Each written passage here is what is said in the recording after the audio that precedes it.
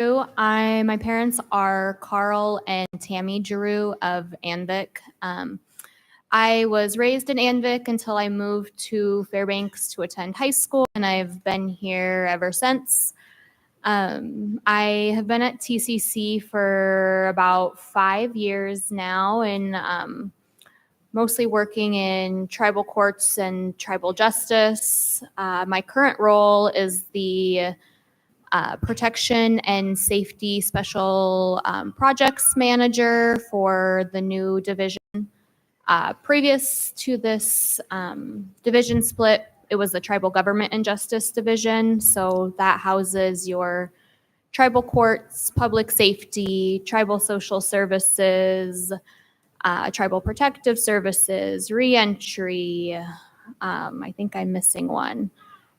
So kind of that side, tribal government services. So kind of that side of our tribal court operatings. So I'm happy to be here today and to answer any questions that you all may have. Thank you, Elizabeth. Jason? Good morning, everybody. My name is Jason Johnson Sr., and I serve as Family Services and Support Director, and which also means that basically I just do whatever I am told, and that seems to work out okay. And I'm glad to be able to join the panel and be able to answer any questions that you guys may have concerning what we're talking about today. And thank you. Thank you, Elizabeth. Thank you, Jason.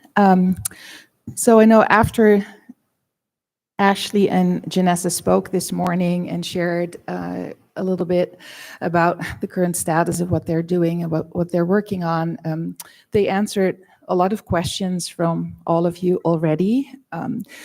But if there are other questions out there or things that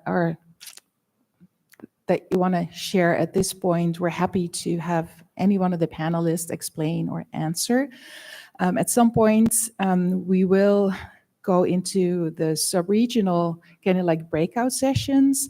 And as Ashley indicated earlier this morning, that really is to kind of like look and see like what is it that we can do and how can we help support the sub-regions. And I think as earlier today, Chief Trimble Gilbert was speaking about we all need to stand together in this. And then that was kind of like reinforced, I think, by what Reverend Dr. Anna Franks just shared. Like how do we work this together?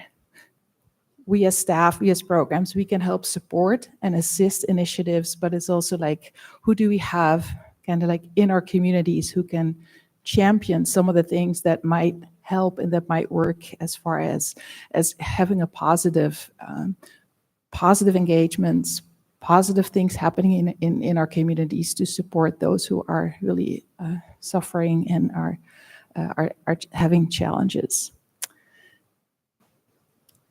So I'm looking around if there are unanswered questions at this point. Chief Julie Hyslop Tanana.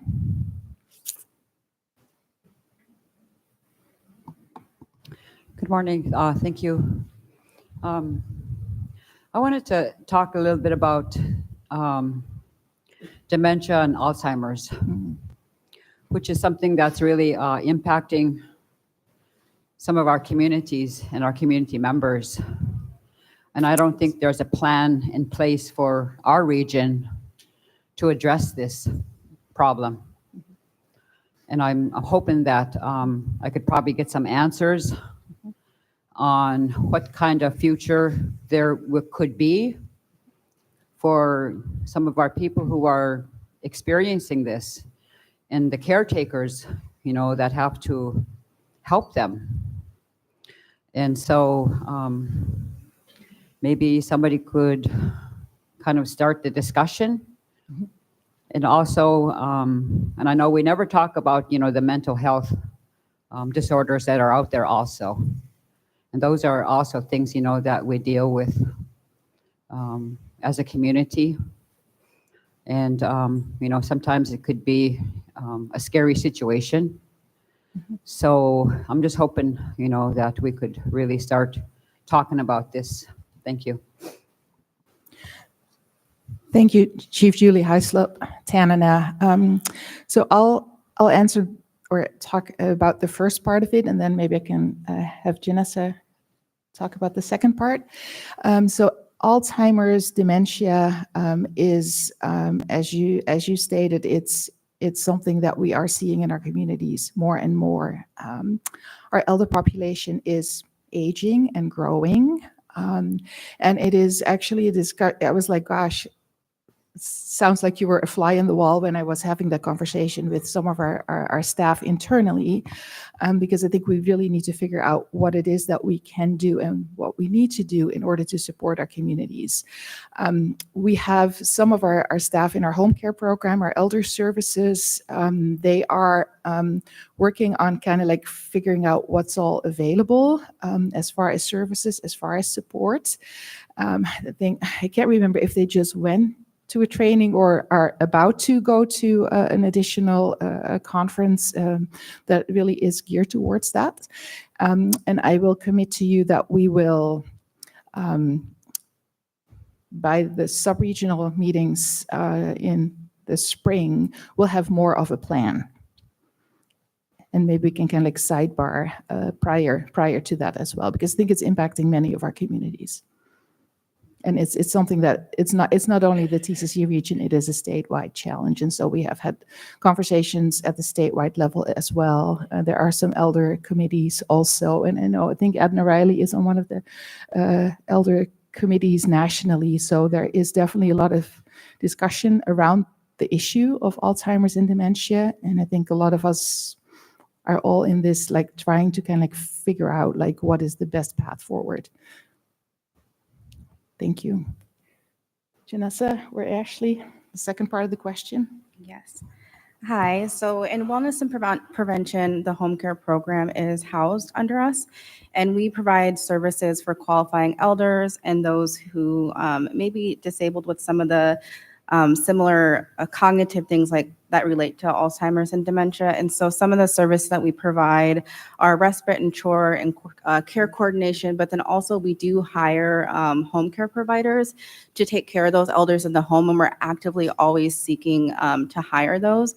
And so if your communities are looking for that type of position, and what that is that we can hire a family member or somebody in the community to help take care of those elders in their home, and we provide training for that. And this it's through the grants and through the states, but Paul Osblom is the manager of that program. And so if you guys are interested in those positions and are seeking those positions, we can definitely get you connected and hire some people in those positions. And I think that kind of like the programs that Ashley is referring to, they help kind of like maybe in the early stages, but as Alzheimer's and dementia advances and someone really kind of needs to have 24/7 support, I think that's the part that's lacking. So, Is there any kind of an emergency place for them?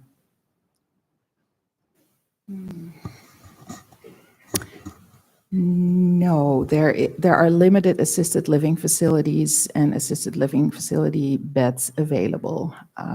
So unless someone has a emergency bed or a bed available, then there isn't really a good, I think that's one of the gaps that we have identified that at this point, I don't have a good answer. It's just really frustrating, because, the people in the village are the ones that are left, and they're not trained, to care, and they get really burnt out really fast. And I know, you guys have that home care program, but, some of our villages are very limited to staff any of those positions. A lot of our villages have an aging population, like you said, and so it's harder for us to deal with the problem. And so I'm just hoping this could be sooner than later, that we start addressing, this trend. Thank you. Definitely noted. Did you address the question about the mental health disorders, more information needed? I think we might take that into the breakouts. And then If not, as Chief of Nancy James, I'd like to recognize Darlene. Thank you, Chief James. I'm just checking to see if we answered the second part of Chief Julie's question, which was more education on mental health disorders. Yeah, so through our programs, we can provide education on the health education on mental health disorders like depression, anxiety, and it's more so to kind of help with developing the coping skills to address those mental health disorders.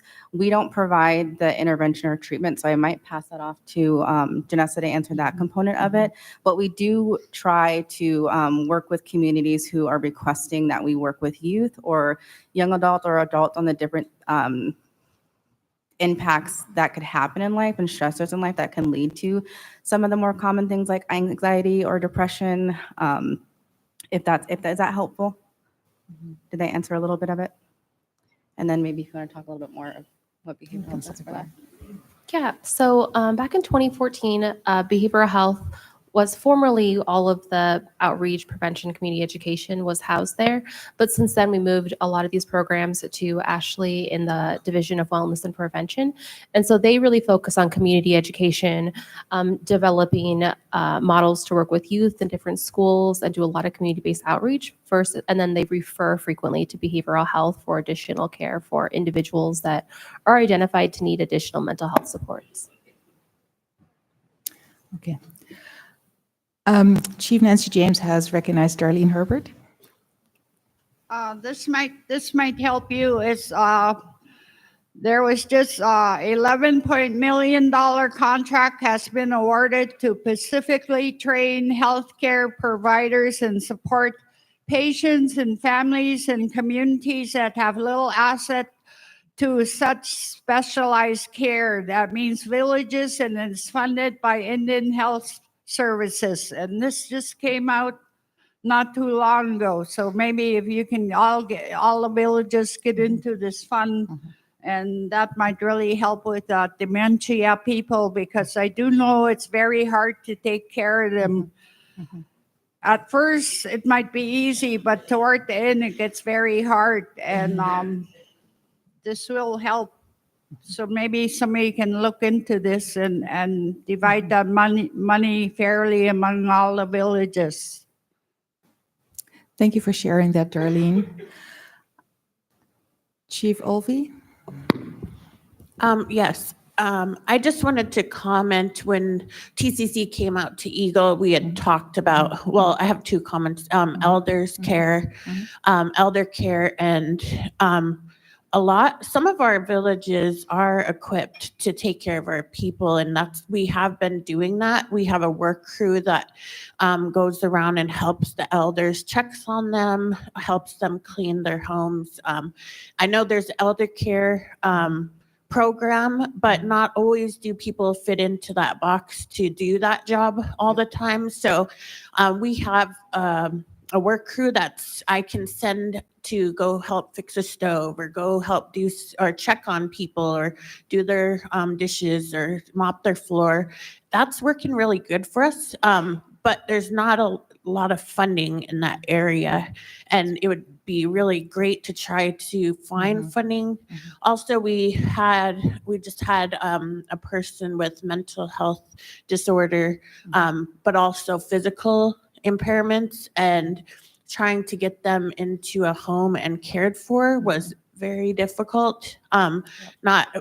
We applied several times with Adult Protective Services, like probably 20 times. And so that's a gap there that I see that we probably need to really try to find a way to get help on certain patients or people like that need extra care or need to go to a home. Thanks. Thank you, Chief Olvey. I have a lady at the mic who would need to be recognized. But First, Chief Galen Gilbert would like to recognize tribal member Elder Sarah James. thank you, Chief. Thank you for. Is it on? Thank you for letting me talk here. because I think that wilderness program is the most wonderful program that existed, that I can say that it could provide a good program, and for many needs. Whoever wrote it is pretty good. And my son is special need, mental needs, and he made it up to 48 years old. And we did it pretty good. I did pretty good with my son, him and I. We make things worked out. I had to make him accept here in Fairbanks, even though I was living in Arctic Village. That really helped my son, and it's helped me. And he made it up to 40 years old. And this program can do a lot of wonders, wilderness. And I see some optimism in the village. Some of them have to move to the town to have their autism taken care of. And elders, I travel most of my time working, and I have to stay and communicate with my son 4 times a day in order for him to be healthy and cooperating. I mean, to be well. And I still have to work. And many parents are like that. And so as elders, we don't have very much help in these villages. Used to be close together, and we can go around each other, but now some of them are a mile apart, and no vehicle and no rides. So to do these visits, we have to walk. Our village kind of spread out wide. And I know that wilderness have vehicle. I know council have vehicles. Some people don't have vehicle. And we do need vehicle for a lot of services. Because when I was a health aide, I was a health aide for 13 years at one time. I have to walk. But at that time, villages are much closer together. And I didn't have no vehicle. And I'm an elder up in Nordic Village now. I'm 80 years old. And I stay in a village.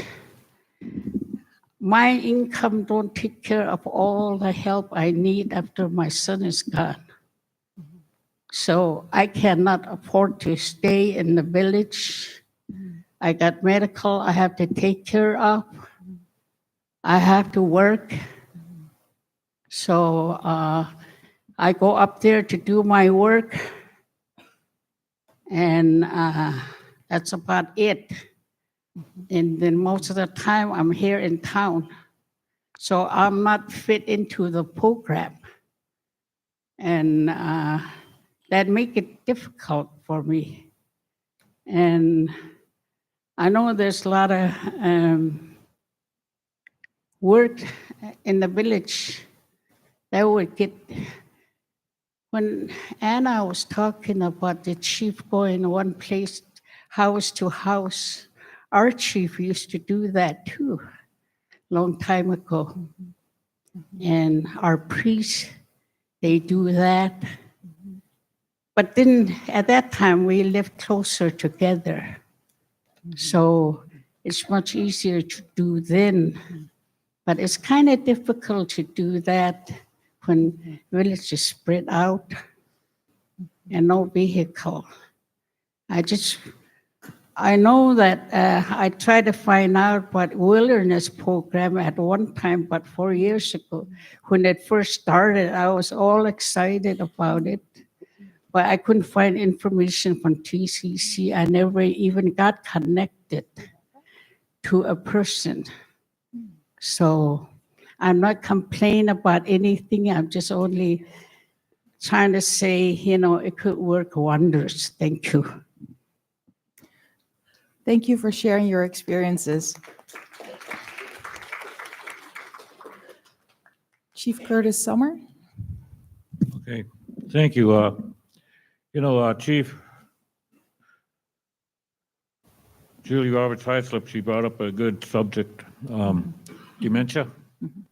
Myself, I noticed that dementia is starting to affect our people at a younger age now.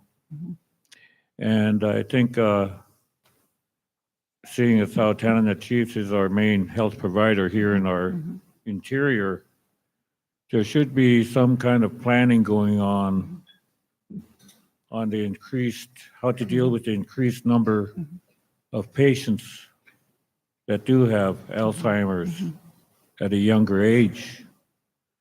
And, just for educational purposes, also for the people in the villages who have to take care of it and deal with it. But thank you for bringing it up, Julie. Yes. Thank you for reinforcing that, Chief Curtis. Ashley, do you have a comment? Yeah, I just wanted to make a comment. If your community wants specific training on how to support those with dementia and elder, we can bring those trainings out to your communities for everyone, not necessarily a home care provider, but if you guys are interested in that, we can bring those to your communities. Thank you. Natalie Newman asking for recognition from Rampart. Okay. Yes, you are recognized. Yeah, cool. So I'm an emerging leader. My name is Natalie Newman. I am from Rampart, Alaska. It is right below the Yukon River Bridge. Yesterday and 2 days ago, the emerging leaders had a meeting exactly about mental health. And one of our things was the scare tactics are not working. Drugs have gone up and things like that. So I was wondering if there's anything in place about positive reinforcement or things such as that. And I have another question after that, sorry. Ashley? Hi, yes, thank you. So yes, we had a focus group on the 13th with the emerging leaders, and that came out of the resolution for a culturally relevant youth drug prevention curriculum. And so we wanted to actually hear from the youth and see what they wanted and what was going to be working. And like you mentioned, it was a lot of strength-based, motivational. We want to know how do you become sober? What is your recovery story? And so we do have plans to move forward with that. We do want to work with the emerging leaders on a campaign as well. But in discussion with the communications department, what we would like to do is we would like to reach out to you guys and all the communities and work on developing videos for those of you that want to share your recovery story or how you became sober. If you want to provide motivation for your youth or other people, we are requesting those of you who are willing to work with us so we can provide that information. And then next week we'll put out, we'll send out emails on the email list. We'll put it on the council for those requests and kind of start collecting or getting an idea of who is willing to do that. Because I know also what's really helpful for youth is to see people in their own lives and in their communities who have been able to achieve sobriety or a healthy lifestyle. So I did want to put that out there. Thank you. Okay, one more comment, question, both. Yes. So I've been reading a lot about habits and how a lot of our habits are formed with our environment. And I was wondering if there's anything like habit coaching or stuff like how to change your environment for a more healthy lifestyle. Yes, thank you. That's a really good question. I like that question a lot. So I have a couple responses to that. One is when we do the breakout session, there's been a lot of really good ideas of what a healthy environment looks like, what you need to do in order to go into recovery or have sobriety or what is healthy. And so during the breakout sessions, I wanted to make sure that we highlight those and so that we can have those included in the action plans that we're doing or the strategic planning that we're doing. We also do have education for those type of things on how to lead a healthy lifestyle, what a healthy environment looks like. And so we can provide access to those. We just need to know who would like to see them and we can get those to you. Okay. Sorry, just follow up. How is there anything about like how to change your environment more? Because I feel like that's something that a lot of us would struggle with more. So are you asking how to change the environment in your communities? Yeah, along those lines. Okay, I think that's a really, really good question. And I think that would be a great thing to discuss as a community, because you guys would know more how to do that and what kind of would make a healthy community. So I think that would be something really great to bring out to the breakout sessions today. And we can help with that too. If you guys identify something that will make a healthier community or create a healthier environment, we would love to support that for you guys. Awesome. Thank you. Thank you for that. We'll go to Chief Trimble Gilbert, then I have Dr. Black, then I have Ray Woods, and then I have, I think, FNA, or no, I'm sorry, Token Native Association, sorry. Chief Gilbert. We all learn from each other. That's the only way we can help ourselves and our people. And when we came to the city, we don't own nothing. But when we were at home, that's traditional life, traditional land. So we could do anything we want.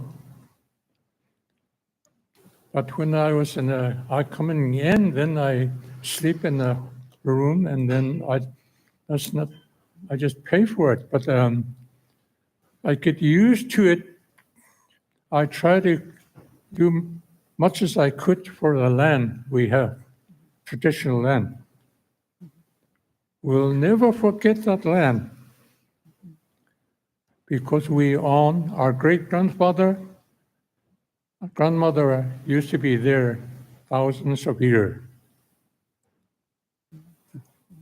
They got their own rules, traditional way of life. There's a lot of things we can do. We gotta have something to work with. We gotta work. We gotta have faith. And we gotta work. So that's, I learned from my mom and dad and others. So I live up my place. I care about that land. I care about the people. So not only up there, but everywhere. We got a lot of villages. We got to help each other, share one another with work. Sometimes we talk a little bit too much, but we don't show nothing very much. We're kind of behind with like alcohol and drugs. So few years back, we have a camp about 2-3 miles northeast, a little bit higher elevations. That's where that really nice camp. And when we have it camp up there with everybody, I seen a lot of old people work. Everybody cooking. And even one morning I went up there and there's one lady sitting by the fire camp. I never see that woman before. And she said she's from Eagle Cooking. Help us to go up there. So it's like this. It worked. Get away from that alcohol and drugs. So we do need to do this for our young children to come. They're all, we got a lot of kids all over. So a lot of things we can do it ourselves. We just kind of look for help all the time. Sometimes there's no money, they don't want to work. But a long time ago, when I grew up, we volunteer work almost every day to help ourselves. But we're willing to have someone up there with an education like this, preventions, and a lot of other things, safety, all of that. We do need help on that. They can come and join us. So we should try that in every villages to have a camp. And but one important thing is Steve Guinness and we talk about it. We're kind of away from our church. I remember when I grew up, almost every community, everybody go to church, kids and all. That's a powerful thing. We can't get away from it. We have to go back to church right now. When I got here, I feel so weakness. Then yesterday, I stand up, I got more power, more energy to go home. Me and my wife, we can still work. That's what we want. A lot of potlucks every major holiday at home. Bring everybody. Everybody got energy. They go home happy. But we don't have all these kind, and we keep losing it. So we have to regroup and stand up and work. I like to see people work volunteer too. I grew up hunting and everything for my people, me and my brother and others. I never run away from it.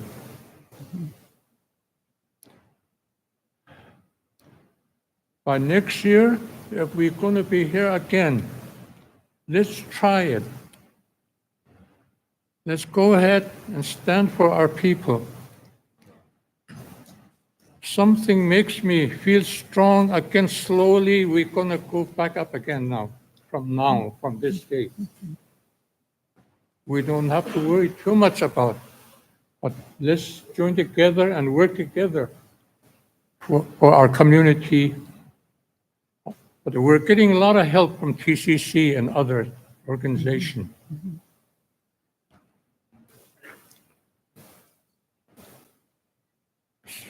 So we got so many young people,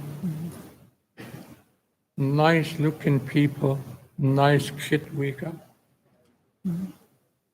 I don't want to go other way with them. We got to be on the right trail like our great-grandfather did for us today. So thank you. Thank you, Chief. Okay. Good morning, Chief. Sorry, Margaret, we had Chief Woods first, and then I have Rachel White, and then you would need to be recognized. I'm just concerned about one thing. I have family that moved from the village to Fairbanks with their children. And for a fact, I noticed when they moved to the city, and they're young kids, but when they get back home, it's like oh, what a relief. Because when you bring them from the village, they're used to the village. You bring them into the city, seems like they're lost for a while. I mean, they got to change. And sometimes it's bad. The change is bad.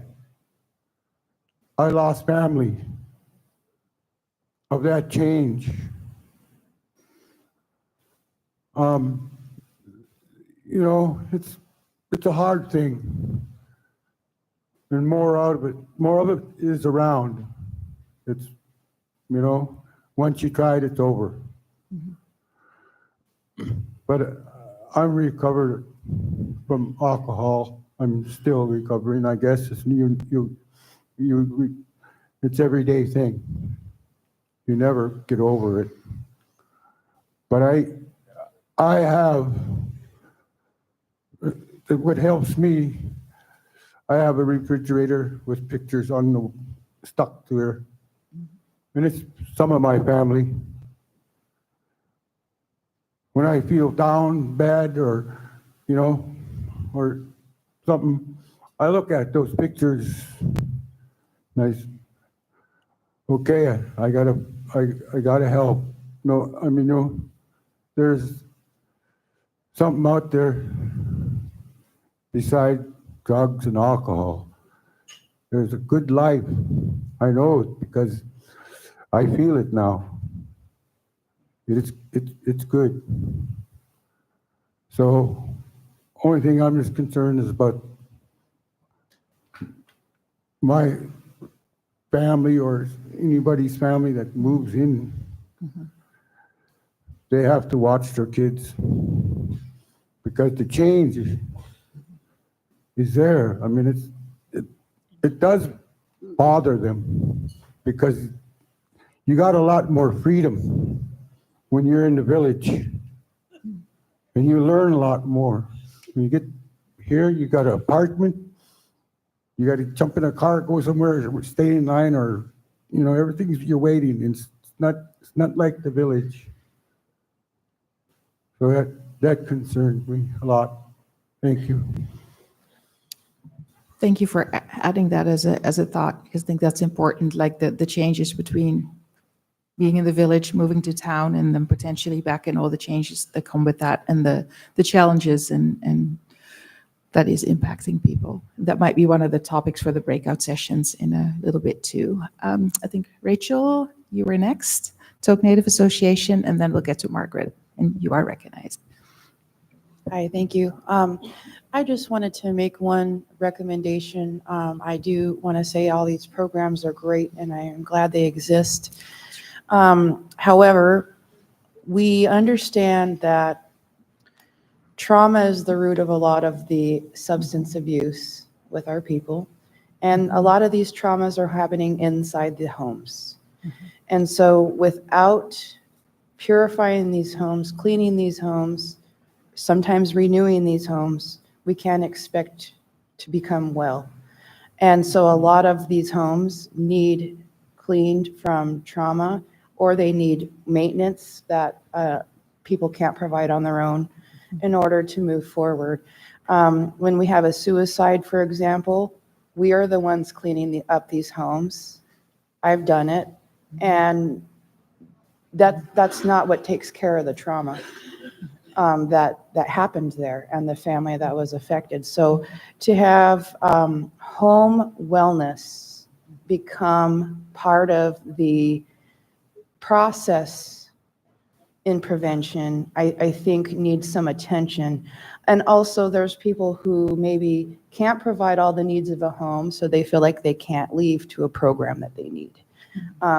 And so to have some way to mitigate through home wellness to move forward is something I think is very needed. Thank you. I also have Juanita, who would like to make a quick comment if possible. So just a quick comment, Juanita Wilson, Toke Native Association. I wanted to mention how grateful I am to see that we have wellness and prevention coordinator positions coming up across our regions. I heard someone mention earlier prevention, wellness and prevention, you know, a lot of the time comes after the fact. So I really, really am happy to see that we're going to have some wellness and prevention in our communities so that we can start getting out to our youth, hopefully going to our schools and doing things like that. This next comment, I was kind of hesitant, wasn't sure if this was the time to bring it up. However, it's about reclaiming our people. And earlier, the young lady in front of me mentioned our young men and how important they are and how they are usually the first responders. We all know of the tragic incident we had in our area, and we all know how traumatic it is and how much it's impacted all of our people. But I just had an incident recently that opened my eyes to the amount of trauma that it has on our young men. And I don't have a solution, but I think this really needs to be shared. I had a young individual, a young man, family member who kind of got in trouble with the law. He's never ever gotten in trouble ever in his entire life. He was driving and the trooper lights turned on behind him. His first response was to keep going. He was very scared. After the pullover and after all of that, I had a good talk with the state trooper, the Alaska state trooper, and she had shared with me how emotional he was when she came up to him. He went for about 1.5 to 2 miles before he decided he was going to pull over and stop. When he did stop, the trooper shared he was very emotional, and then when asked why didn't he stop right away, his response was, because I thought I was going to get shot. These are young men who haven't made mistakes yet, and they're already very, very fearful of what's supposed to protect us. So I just wanted to share that story just to put a bug in people's ear, and so that we don't forget how important it is to focus on our young men, our women too. But that was a really eye-opener to me, because I didn't realize, I would have never have thought, but that was his whole reasoning for not abiding the law, not stopping, because he was afraid. He was afraid for his own life at 18 years old. So I just want to make sure that we're still having this discussion. We're still working with the state of Alaska. We're still working with the right people to try to bring closure to this and make things just right moving forward. We need to recognize that our young men are still very traumatized, and their feelings against law enforcement they're tainted. So we need to think of ways to try to bring that back. We need to try to reconcile our relationship with our youth who haven't even done anything wrong yet. We need to try to bring that faith and that hope back. And I just really thought it was important to share that. So that was it. Thank you for sharing and adding that, Juanita. Thank you both. Chief Nicola Hughes, I'd like to recognize Margaret. Yes. William. Thank you.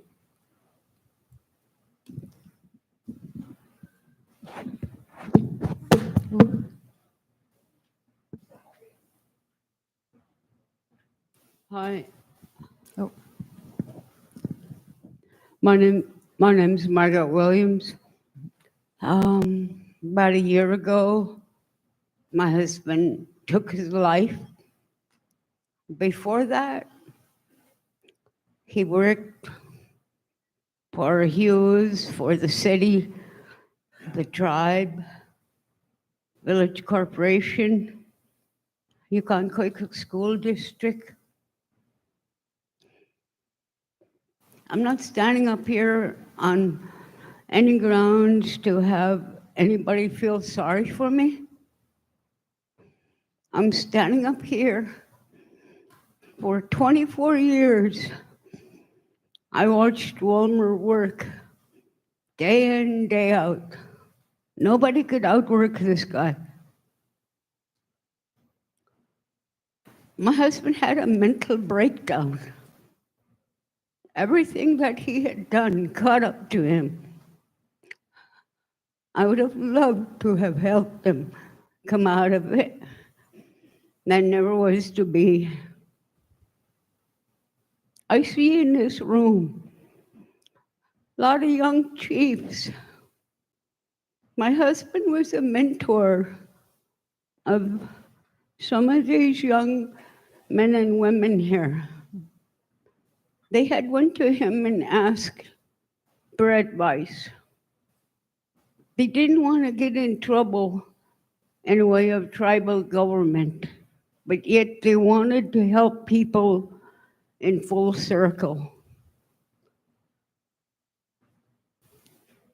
There has to be something done. There has to be a way that we could help, like what my husband had gone through. I have deep faith in God. Thank you to my mother, Susie Williams. That's carried me through this far. I'm also Q Byfield Jr. That carried me on the hardest part. We have to find a way to help young men and women so that they don't have a mental breakdown the way Walmer had done. We have to find a way to back our tribal councils. We have to find a way to fully support our health aides, to fully support our tribal administrators, to fully support our city administrators. Let's not go in the route of overburdening them. For the past year, I've tried to figure out how is it I could have helped them? How I didn't know that? Me and them were bonded. I don't know how, but I don't want young people to give up. I don't want to see young men and women give up. And I would like to see all our elders back our young people full. So no one don't have to go through what I went through and what my kids and my grandkids had gone through in the last year. And like I said, I'm not on a pity pot by any means. I just don't want to see anybody hurt as much as I had been in the past year. And Abasi. Thank you, Margaret.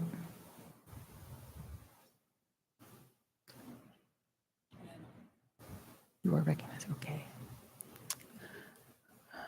It looks like that's it for the questions at this point. Oh, Darlene?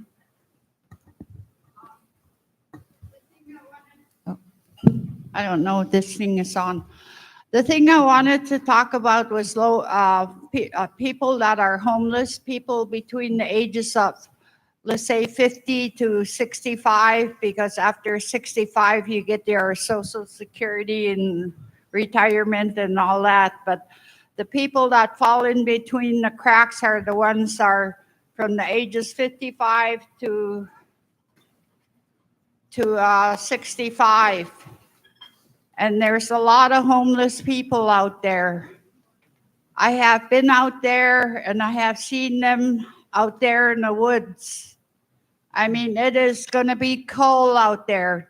The cold is coming. December and January is the coldest we'll ever see. We need to help these young people. I know people, they're building low-income housing right now on 23rd and 24th. I know somebody that applied for it. And the lady told her that since you have a credit rating that isn't very good because Chief Andrew Isaac has a thing that you went to emergency room and it cost $30,000. So now they send it to collections. So therefore you have a very bad credit rating. And that goes on and on and on. And then another thing that holds them back is their petty little police report that every one of you read. I mean, people do change. And then what they do in the court system is they write it down there, and then you have 10 things that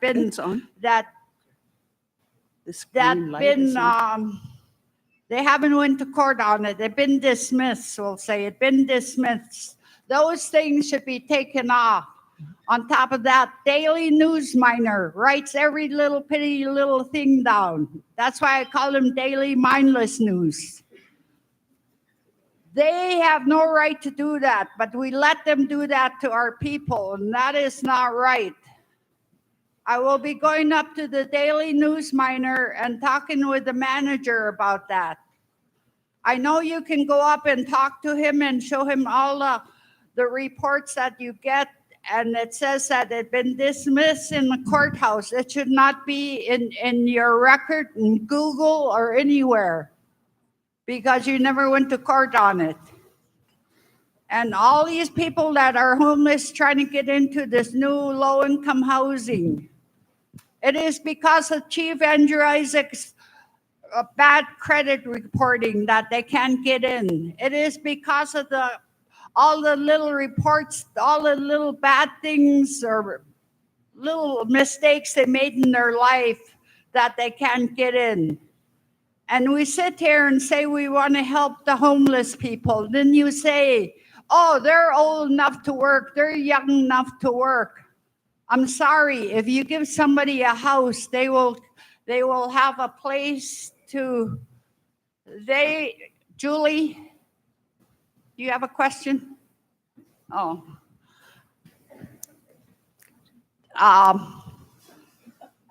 They will have a place to, if they have a house, they will have a place, a warm place to wake up to. They will have a place to eat at. They will have a place to take a shower. And then maybe within 2 weeks or 3 weeks, they will go out and get a job. They will have more self-esteem.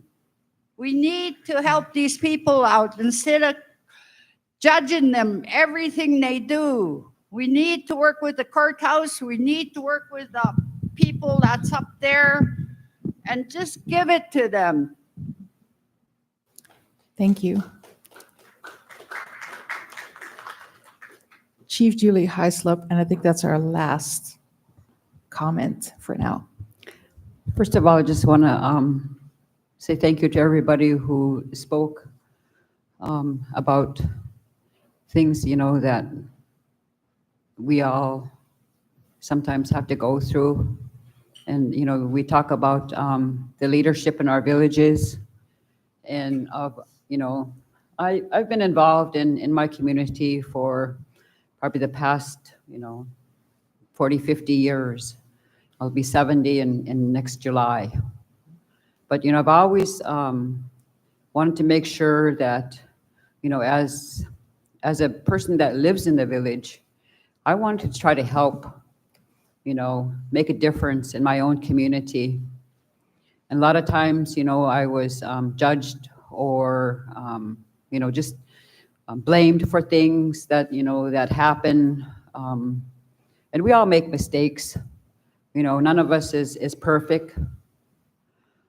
And, you know, it's hard sometimes to listen to criticisms about, you know, our leadership and, you know, but I think the people who live there, you know, in our villages, you know, they have a voice. And that voice is to vote for your leadership. And even though, you know, we have, our tribe itself has probably about 1,500 tribal members right now. And, you know, it's a huge number, you know, that we have to really be concerned about. But our village is very small. We've lost a lot of our community members. A lot of them passed away. A lot of our younger people have moved to the cities and just to be educated and have a job. And so, you know, the people who are left in our villages, you know, really have to work together, you know, to make our communities safe, to make things happen in our villages, you know, on a regular basis, so people have that community togetherness and supporting each other and try to helping each other. And so, you know, it's hard to sit in a village and to try to figure out how to help everyone that we can. But sometimes it's really hard to have to concentrate on, you know, our local needs versus, you know, all of our community or all of our tribal memberships needs. And we welcome people back to our homes. Whenever they have a need, you know, we're always there to help take care of them. You know, they send us requests. And sometimes, you know, we can accommodate and sometimes we can't. But, you know, I just want to say thank you to all of our chiefs out there, you know, who really work hard every day for their own village to try to make sure that, you know, we're taking care of our homelands out there, because there's nobody else out there to take care of our homelands. We're the ones there making sure, you know, that we're protecting where our people came from. And so I just, you know, really want to say thank you to everybody who steps up to help our communities, to have a safe community, to have a happy community. And I think that's what we all strive for. We got to quit cutting each other down. We got to work together. And if we really believe in God, you know, we will show our compassion to everybody, regardless of how we feel or what we are doing. Just have that kindness in your heart. Show the love that you really have for your people by being there for them. Thank you. Thank you, Chief Julie.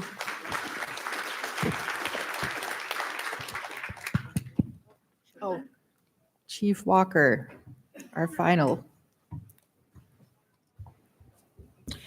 Thank you, Jacqueline. You know, that the Lower Yukon, we do have a different healthcare provider, YKHC or Yukon-Kuskokwim Health Corporation. And sometimes when we sit and listen to your programs, we have programs too that relate to almost the same thing that you have. So I would advise and talk to our e-board member and the president, say that, you know, we should have a presenter from YKHC here to talk, so all the other delegates can hear what we have to offer.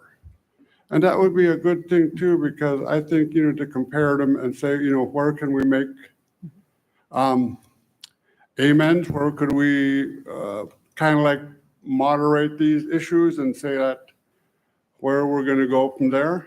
And I believe that the Upper Kuskokwim have a different organization too, South Central Foundation. So we're working with 3 different healthcare departments in this thing here. So I really would recommend that you sit down and talk with the president and your e-board and kind of like come to some kind of consensus for the meeting in March. Thank you, Jacqueline.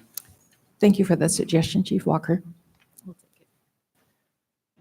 Thank you, Dr. Bergstrom. Let's give them another applause of appreciation. We appreciate each and every one of you.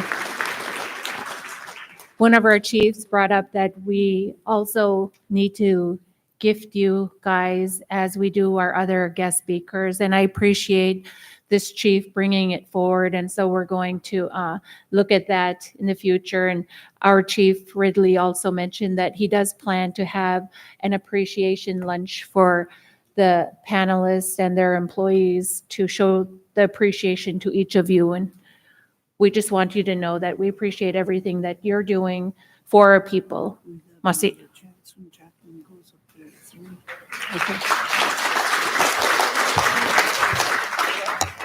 Okay, we're going to have a working lunch. And before we do that, there's some things that we need to talk about before we go into the breakout rooms. The panelists can step down if they'd like, or if they'd like to talk some more. Thank you. Appreciate you. So it's going to be a working lunch. Please plan to join your subregion for an opportunity to discuss and define what does a healthy community look like in your subregion, and defining subregional priorities as next steps to building healthy communities. We designated sections of the Gold Room for tribal members living in Fairbanks who want to join a breakout session for issues specific to this area. For the breakout sessions, the Yukon Tanana is in the Gold Room, Yukon Kaikok is in the Mento Room, Yukon Flats is in the Yukon Room, Upper Tanana, Rampart Room, Upper Kuskokwim, Chena Room, Lower Yukon, Harper Room. Fairbanks is also going to be in the Gold Room, so 2/3. It sounds like they might split it, and if not, 2/3 will be Yukon Tanana, 1/3 will be Fairbanks. Also, the lunch will be served in each of the breakout rooms, but before we do that, we're going to have a blessing. But we'd also ask during the breakout sessions that you continue to work through lunch, and that will get us back on schedule.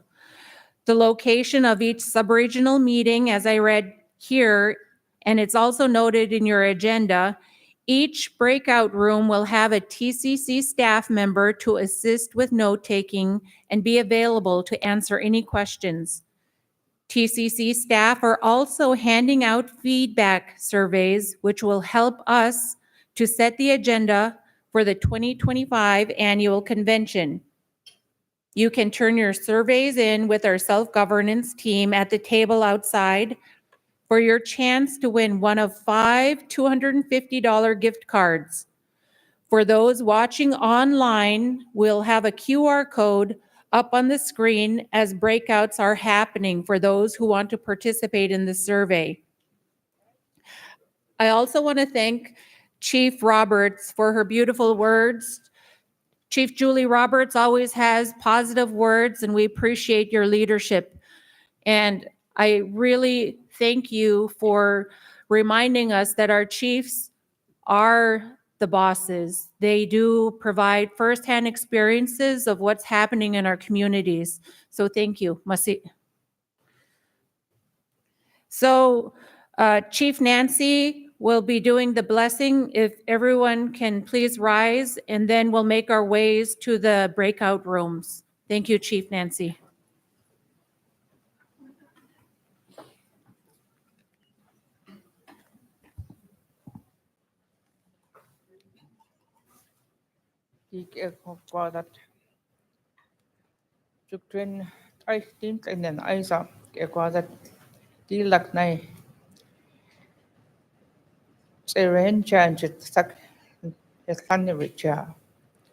I wish it was that not I take watch niche it in tan chunk as with the new ha in ta ti lak nine jet kwa and jet a quasi chi shi you see let's say some near here I wish it to near shot and I tuck in a quan tai chi pesa as a tea tree shit puts on a quasi canet is going done I see some sees like in ta tin and air must sit cho amen.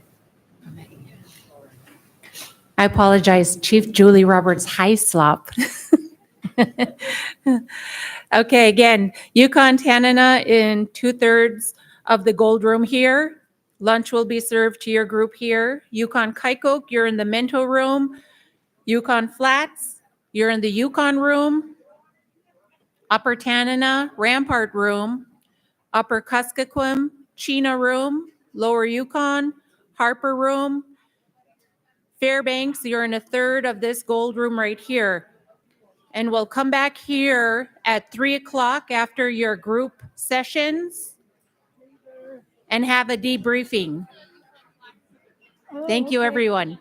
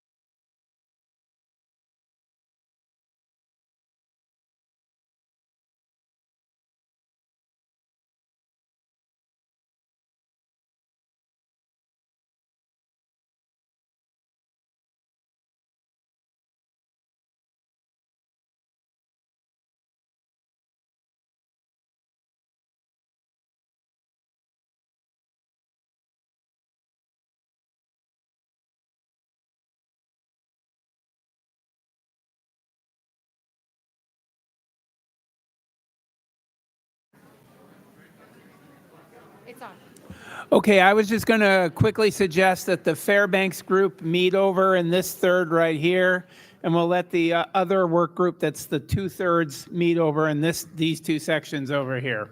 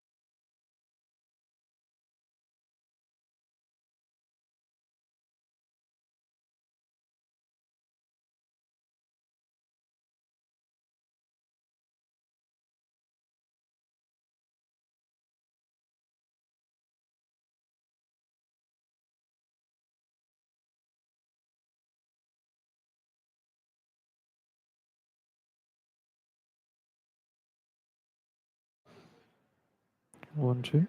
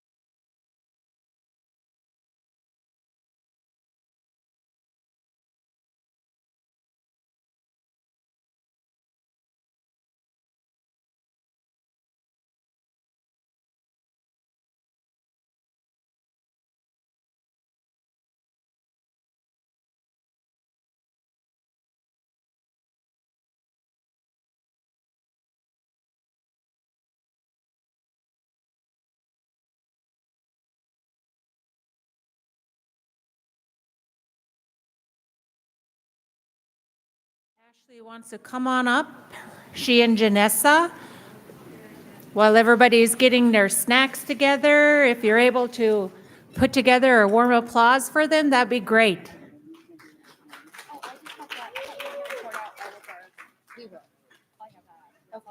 Okay. Hello again. I wanted to say thank you to everyone for participating today. I know it's been a really long day, but I know just from the group that I was in, there was a lot of meaningful dialogue and discussion and ideas that came out of it. I wanted to go over some of the next steps in what we're going to be doing. So we will be compiling all of the data and the answers from today's breakout session and use it to develop the Subregional 2025 Reclaiming Our People action plans. We have, if you have not selected committee members for your subregion, please get with me or someone from our team and do that, because we will be reaching out to the committee members to finalize the action plan. Leadership will get a copy of the action plan for final approval. And then once the action plan is approved, the committee and TCC will work collaboratively to implement activities and services to support your 2025 Reclaiming Our People action plan. Sometime early next year, we will be having an annual Reclaiming Our People gathering. And so during this gathering, what we want to do is start highlighting some of the successes and the progress of each subregion. So I really look forward to that. We will pay to have the committee members come and delegates come to the gathering. So please wait for that to come out, and the information should be coming out soon. And so I wanted to segue into one person who was delegated or identified from each group to report out the highlights or the top priorities of their breakout session. Janessa will go first since she's already up here. Thank you again. I worked with the Yukon Flats Subregional Breakout, and at that time, the Yukon Flats is exercising 93-638 self-determination to govern themselves on drugs and alcohol. We decided as a group, the group decided to ask each tribe to identify one representative to participate in monthly Reclaiming Our People Zoom meetings to work on the priorities. And the three identified priorities are to reaffirm the 2016 resolution to develop a residential treatment program, an annual gathering focused on family wellness, and regularly occurring youth groups, which will integrate regular prevention activity into the community. Chief Charlie Green, would you like to go next?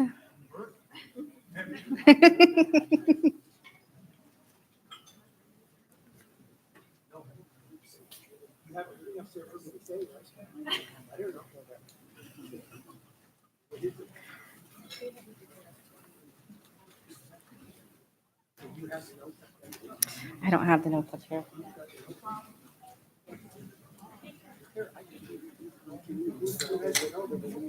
We can come back. Should we come back? Let's. Okay.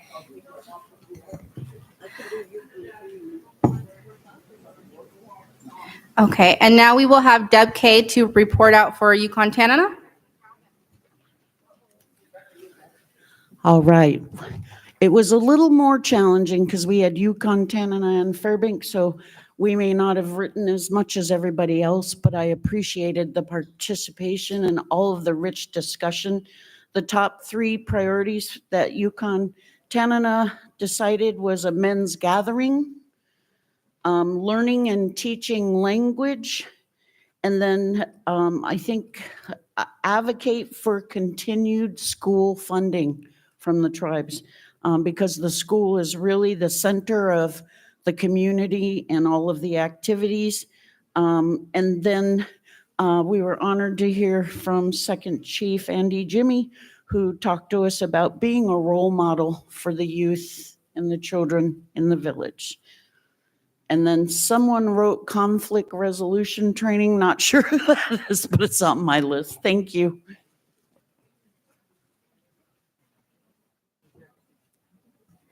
Thank you. Do we have somebody for Upper Tanana?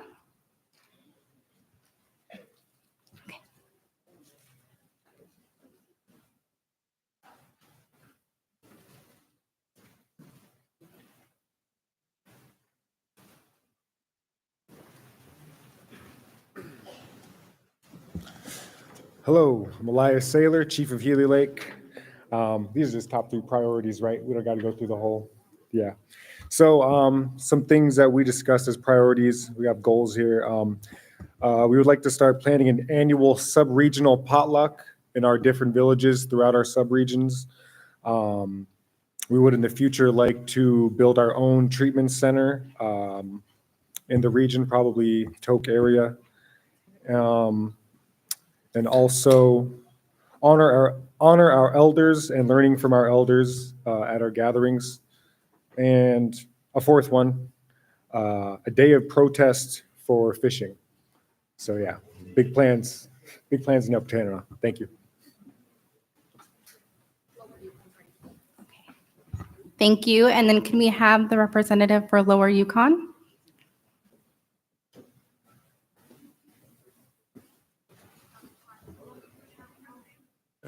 Good afternoon, Rich Breerich, newly elected tribal member. We of the Lower Yukon Subregion Gash villages, respectively, would like to see more community involvement, working more cohesively amongst our entities, other entities, and taking care of our elders, and also combat out migration. First, go home and take care of our elders, check on them, and make sure their medical needs are provided for, and go back to full count. Okay. Thank you.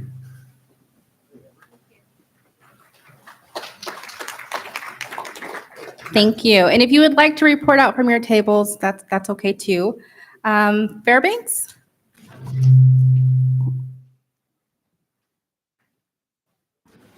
Okay, Fairbanks, our top 3 priorities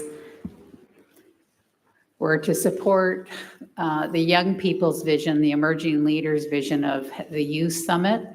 Some of our organizations have been talking about working together to do a youth gathering or summit, but when we heard that the emerging leaders had this in their strategic plan, we'd all like to get behind them and support them in their endeavors in that.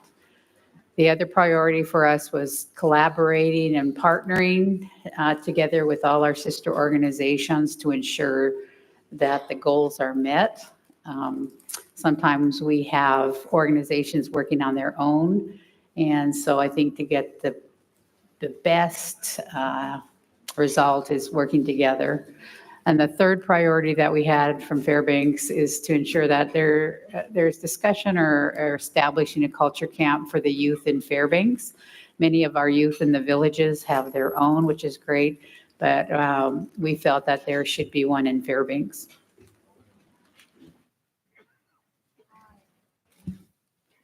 Thank you. We'll do Yukon Kayakook. Am I here to tell a joke or? Okay, what we decided is to bring back the cultural activities with youth and tea with the elders. Number 2 would be show members there's a life without alcohol. And number 3 is unity. Come together and make change. So, thank you.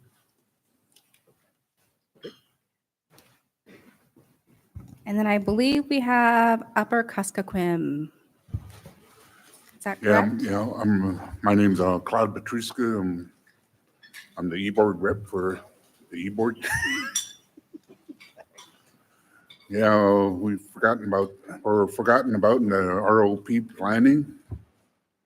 And we need to work on our unity, school involvement, education on prevention.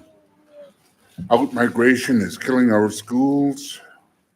Want to work together for children and wellness, and all facing the same problems. Thank you.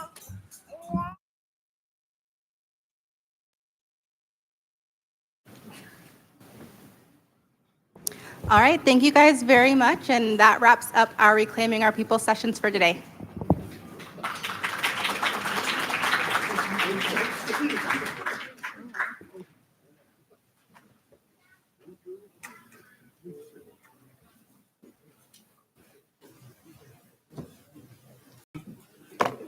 Okay, we're 20 minutes ahead of schedule, so you'll be able to ask Jacqueline lots of health questions now. Okay, so at this time, I'd like to invite Jacqueline Bergstrom to the stage to provide the health services update. While she's coming up here real fast, they wanted me to remind everyone that we'll be drawing winners for the convention survey tomorrow morning. If you haven't submitted yours yet, please turn it in at the self-governance table out front. For those watching online, once we go into, oh wait, that's an old one. Let's see. The link for the survey will be available on the screen. So we had that earlier. Cripes, I should have done this earlier. Let's see.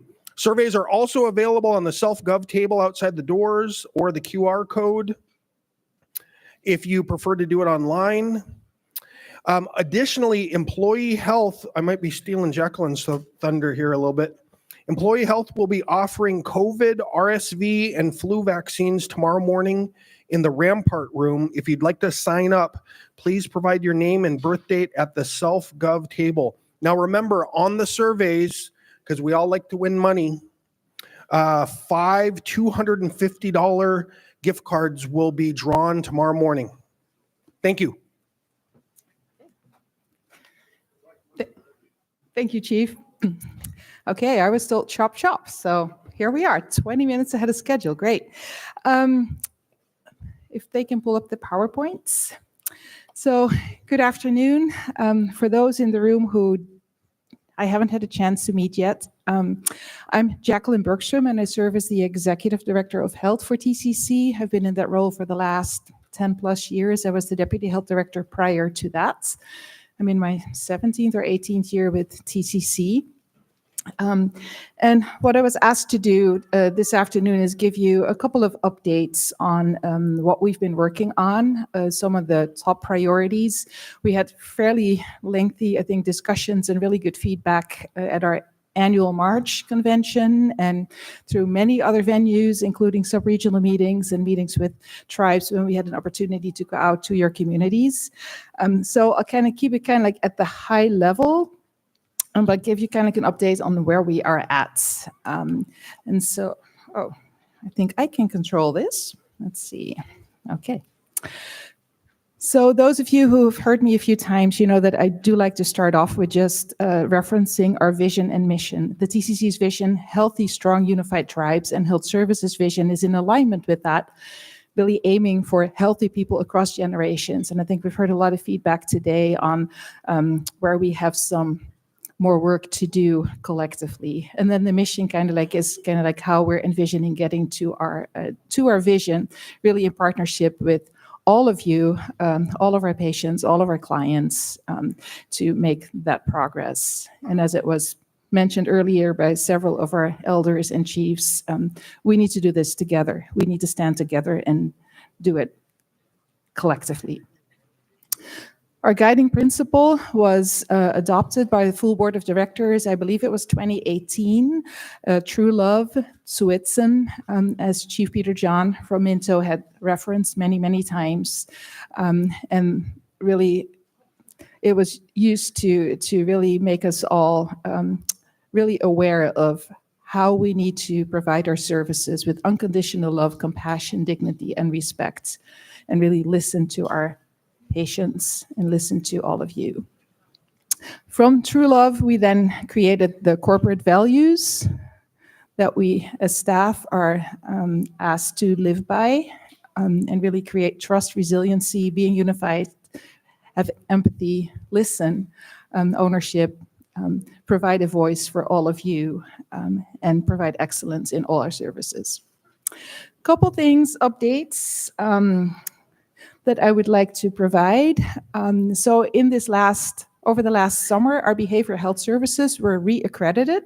Those accreditations is kind of like an audit by surveyors who come in, and it's not an audit on the financials, but it is an audit really on how we are providing our services, our policies, are we using best practices? And there's a lot of benchmarks and things that we need to abide by. And so they come in, and this is actually an international surveyor accreditation under CARF is what it's called. And so they look at like between 15 and 1,600 standards.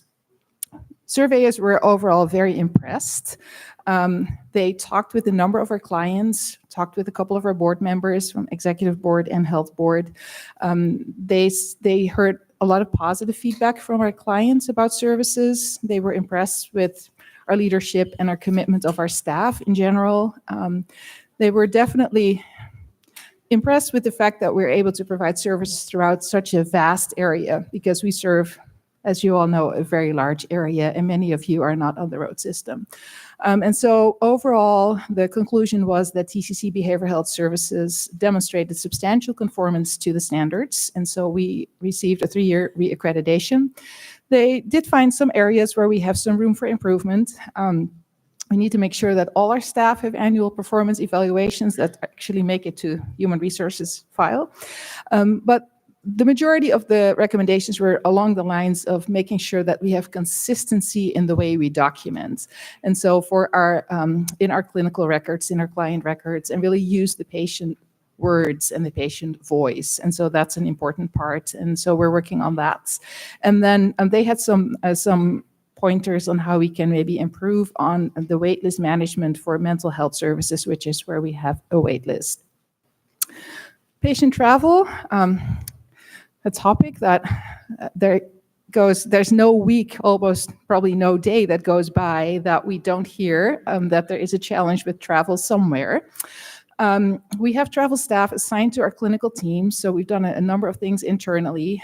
We do have travel staff on call 24/7 because there are patients who sometimes have to travel on the weekend and something may not go exactly as planned or weather is an issue.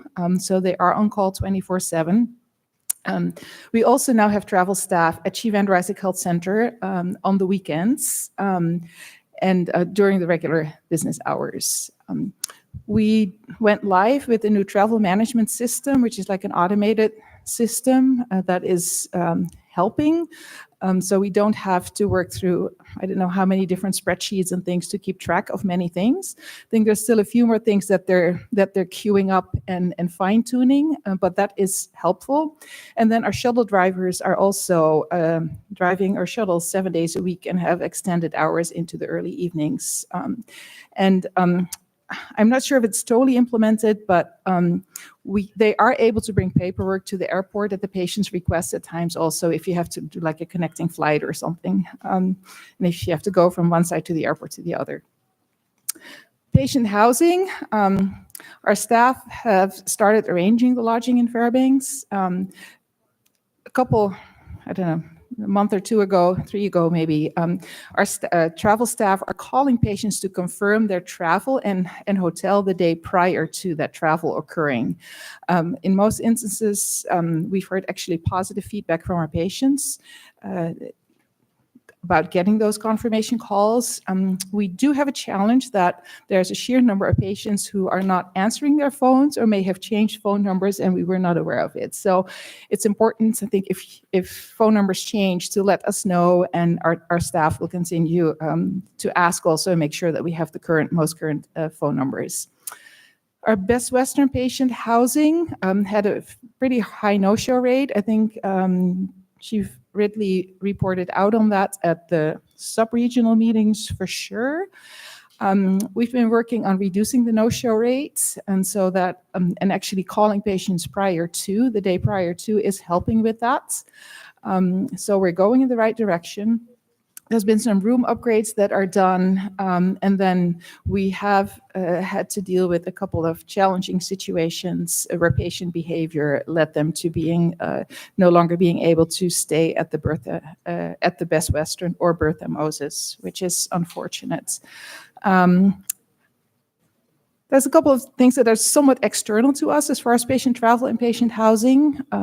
We have continued our statewide collaboration with the Alaska Native Tribal Health Consortium, ANTHC, because there's also challenges going to Anchorage. And so they are very aware of it. It's probably their number, it's in their top 3 priorities to get this fixed. They are moving to the same software platform, travel management platform that we have, so that once they have implemented that, I think that will help the coordination between them and us. They are in the process of having an ANTHC liaison at the airport down in Anchorage. They did not give us a timeline for that, but that's what they're working on. And they used to, I was told years ago that there used to actually be an elder lounge, an ANMC elder lounge at the airport in Anchorage. And at some point that stopped, but they are working on creating something like that again. And then the other part, which is a challenge, and I was just in the hallway, it was reiterated to me again as a challenge that we have, that also ANTHC is running into, which is solutions for patients who don't have an escort. And we are seeing that more and more, that patients are not able to identify an escort. And so we're trying to kind of like figure that out. There's times that we're flying in someone from village A to go to village B to be the escort for the patient from village B, and then they go to Fairbanks and or Anchorage, and then we have to fly the escort back home after the patient makes it back home. So we're trying to be as flexible as possible. And for those who are flying under Medicaid travel,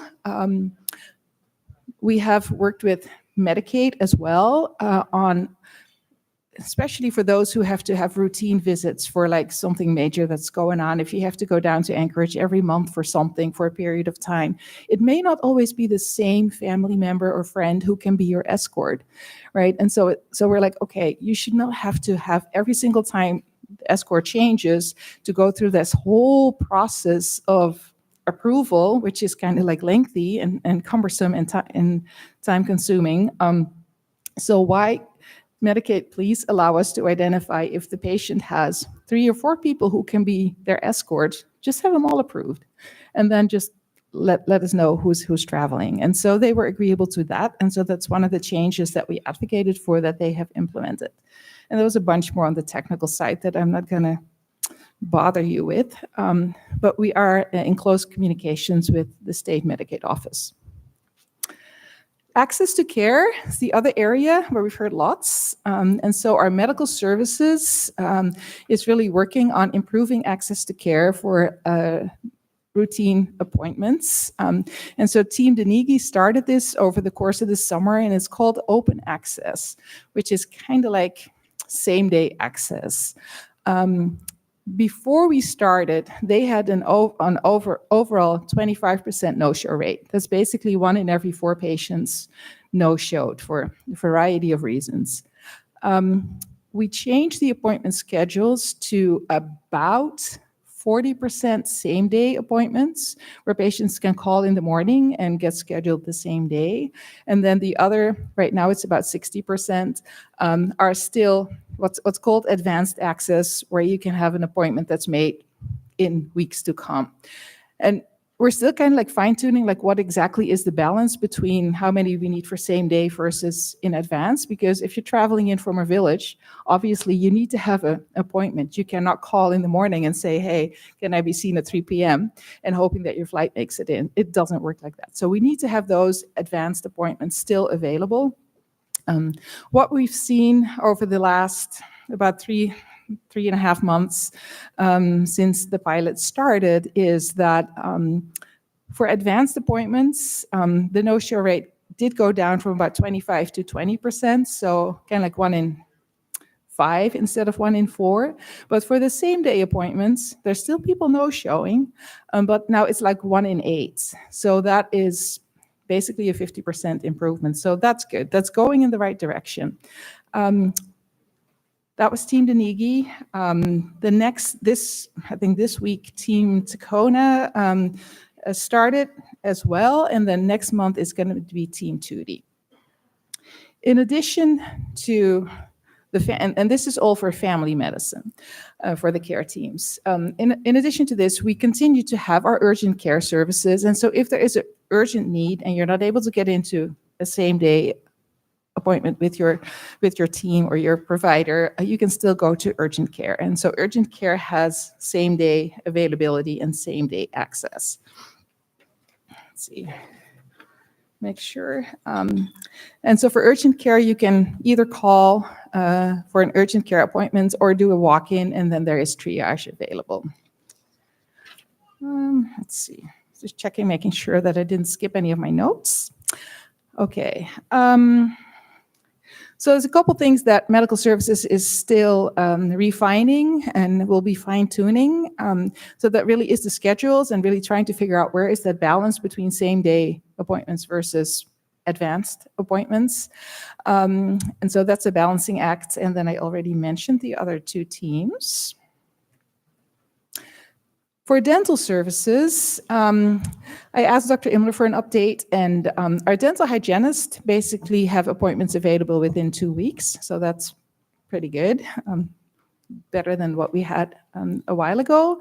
And I think I mentioned this at convention in March, they had just started a dental urgent care, and so if there's an urgent dental need, you can call and be seen same day, basically. And almost 98% of our patients are seen the same day. There's occasionally someone who's punted over to the next day. So that's going very well. The wait times for like routine care and follow-ups in Fairbanks is about 15 months right now.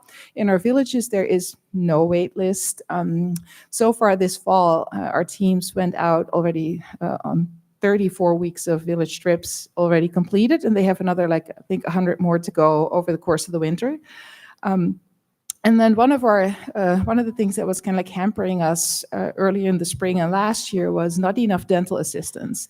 And so we've had a dental assistant trainee program in-house, and that was very successful because you can see in the picture showing there is Dr. Imler and I think one of the other staff with like the 7 dental assistant trainees who graduated in June. So that is really helping, and so that's great. And so that's part of growing our own.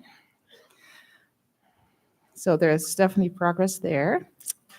And then as far as our service expansions, in our ambulatory surgery center, we have increased our capacity for what's called gastroenterology. So that's a lot of the scopes. And so we're doing a lot more of those in-house at our ambulatory surgery center now. And so that has been that's good. That's very successful. So we have a contracted team who that's all they do is gastro stuff. And so they are very thorough. So far we've heard very positive feedback from them. And about their service. We've also increased our orthopedic surgeries with ANMC providers, Alaska Native Medical Center providers who are coming up to Fairbanks, kind of like twice a month. And so they are seeing patients on site in clinic here and are able to do a number of orthopedic surgeries as well. If it's something that's very complicated and that would require like hospitalization afterwards, you still may have to go down to Anchorage, but a lot of trips can be avoided because we're able to do a lot of them actually here. We've started ear, nose, throat, ENT. That's kind of like so we'll be able to do some of the ear tubes, which many of our little kiddos need. And then we've been really ramping up this fall, and our volumes actually in October and the first couple of weeks of November, our volumes at the ambulatory surgery center have doubled. So that's going in the right direction. And then we're anticipating over the next year that we'll see an increase in capacity for both our orthopedic surgeries and general surgery as well. The one service line that we had hoped to have started probably 2 years ago is ophthalmology, which is eye surgeries. And that is a specialty that is extremely difficult to find. We've heard from some other tribal health organizations that they've been trying to recruit for that for 6 years. ANMC, I think, has openings in that area as well. And so we haven't been successful there yet. So we're still in process of recruiting. But as soon as we have that, then we would be able to do a lot of the cataracts and all other eye surgeries here. Our Cancer Care and Infusion Center services are ramping up. What we have available right now is really patient navigation and support for all patients who have an active cancer diagnosis and are going through the journey of treatment. We're not doing chemo infusions, but we're able to do hydrations and other supportive intravenous medications, including iron. We're doing specific injections for cancer patients. We're monitoring a cohort of about 30 patients who have ports who need to be looked at and flushed on a routine basis. And then there's case management for patients who are in surveillance, who may not be actively treated right now, but who need like routine follow-up. We're doing that in close collaboration with both ANMC as well as Intermountain Health, which is the oncology group that we have contracted with. And they will be our main oncology providers. We have physicians on staff as well here who are kind of like being supervised by the oncologist for the cancer care components. And then we're anticipating that we'll be able to start chemotherapy for what's called single agent. So if someone needs like one chemo type infusion, that we'll be able to do that on site early next year. If someone requires like multiple different chemos, then that is something that we're not able to do yet. So it's going to be a slow process. And then there are what are called immunotherapy infusions, and we're anticipating to start those probably by the end of this year or very early next year. I think that was the quick updates. And we're still ahead of schedule, boss. I was told chop. And I was not allowed to cut into Amber's time, but I think we actually have some time for questions. And I see Chief Julie Heislip. Yes. Sorry, I beat you guys. Yep. You beat them to Thank the you, punch. Jacqueline, for the update, Yes. and I see Yeah. differences in the health services since I've been on the executive board, and I'm really just proud, of all the different things that have been, for the better of our people. But, well, since November 5th, started thinking about what's going to happen with the next 4 years. And I think we really need to be frugal in how we are planning our health care. And I think, now is the time to start really thinking about, our own villages and how can we make sure that we keep our people healthy and strong. And so prevention definitely, is at the top of the list. So I just, really hope that the executive board and the administration would really look closely at, some of the things that we could start cutting out now and start putting some of that money in the bank. So that way, when we do have, pray to God that we don't have another, outbreak of any kind of any sort, So I'm just hoping, that we can help you and your team be prepared. It might not be 4 years, it might be more than that. So we just always got to keep looking one step ahead of how we take care of ourselves. Thank you. Thank you so much for that. I really appreciate that. Because yes, there's a lot of unknowns, and time will tell. Jackie. Yes, Chief Bergman. Yes. I saw Jackie, you. this is Vincent Berg, Malakaket. When the dentist went to Malakaket a couple of weeks ago, they forgot, or the one part broke on them, so I didn't get to see the dentist. Okay. I think it was the suction. So, and they didn't get that part, and they were out there 2 weeks, I think. So I just want to make a comment on that. And I also went to the dentist over here, but they had no room for the village people. And I didn't make appointment or anything. So it's kind of hard to get in to see the dentist for the village people. I don't know, maybe somebody already brought that up. I don't know. I just want to make a comment on that. Thank you for that, Chief Bergman. So if there was a part that broke, it sounds like a suction pump, then they would, obviously they can't continue some of the work that should be done. And so I'm assuming that they will reschedule that village trip. But I will check with Dr. Imler and the team on that. And then,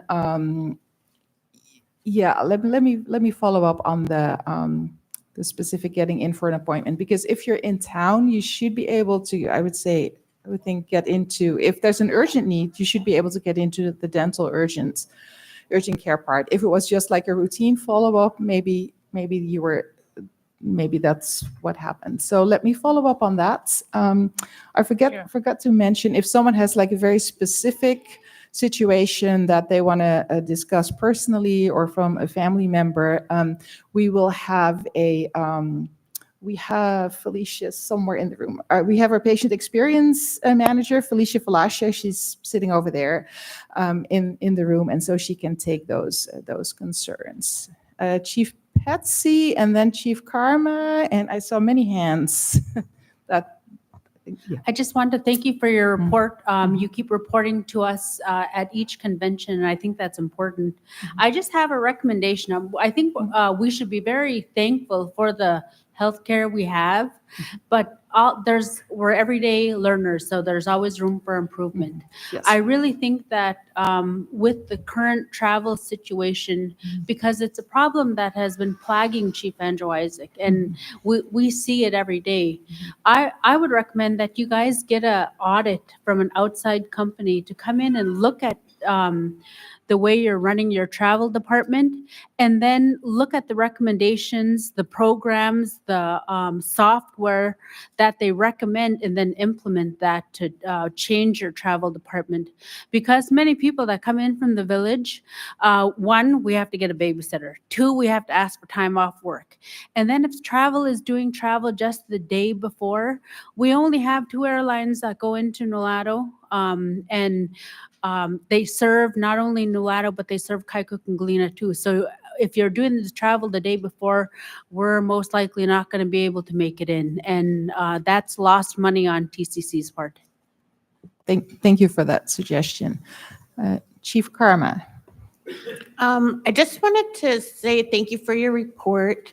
And recently I had to travel with a family member on a medevac, and it was very smooth, like very smooth. The nurses at the ER knew to offer us help with getting housing and stuff. And then when we were done there, we were told to see the providers, and it was such a nice surprise to realize that we could just go to the providers on a Saturday.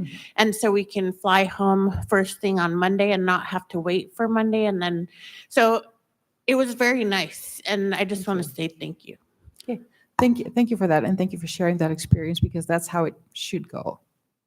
I think I've seen Chief Nancy. Yes.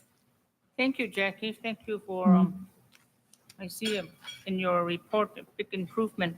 But I was wondering about, do you have any contracts with the Fairbanks Memorial Hospital concerning MRI?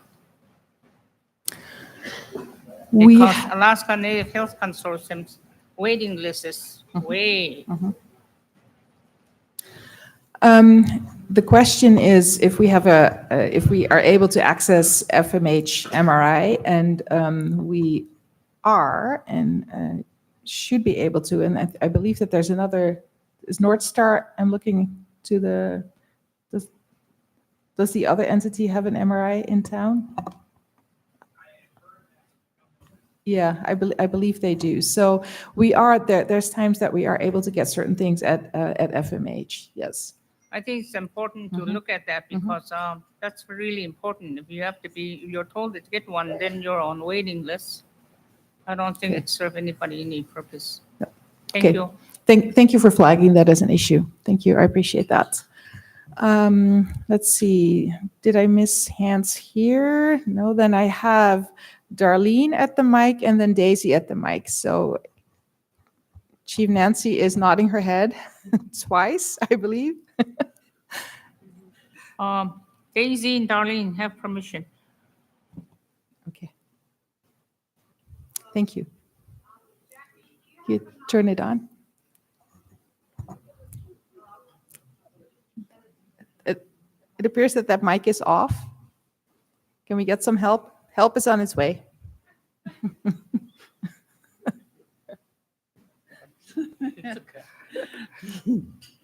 Hi, Jackie. Do you Hi, have an darling. office at the clinic?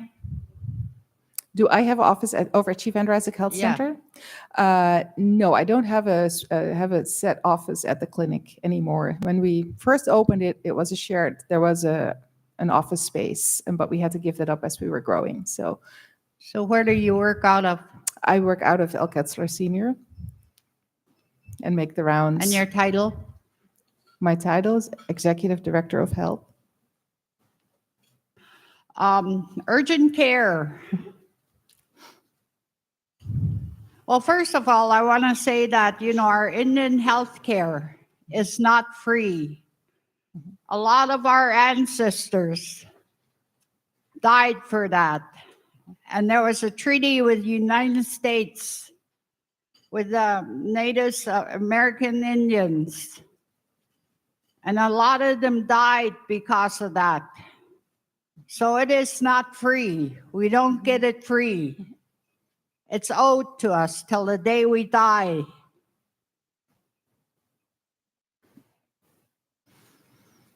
Urgent care. Anytime I have seen people go to urgent care and then they'll say, well, you have to make an appointment. Why do you call it urgent care when you have to make an appointment? And also, I would like to know if you work with A&MC. And if not, why not? Because we are all natives and we should all be together and try to get well together. I like A&MC because they're all their workers are mainly Alaskan natives.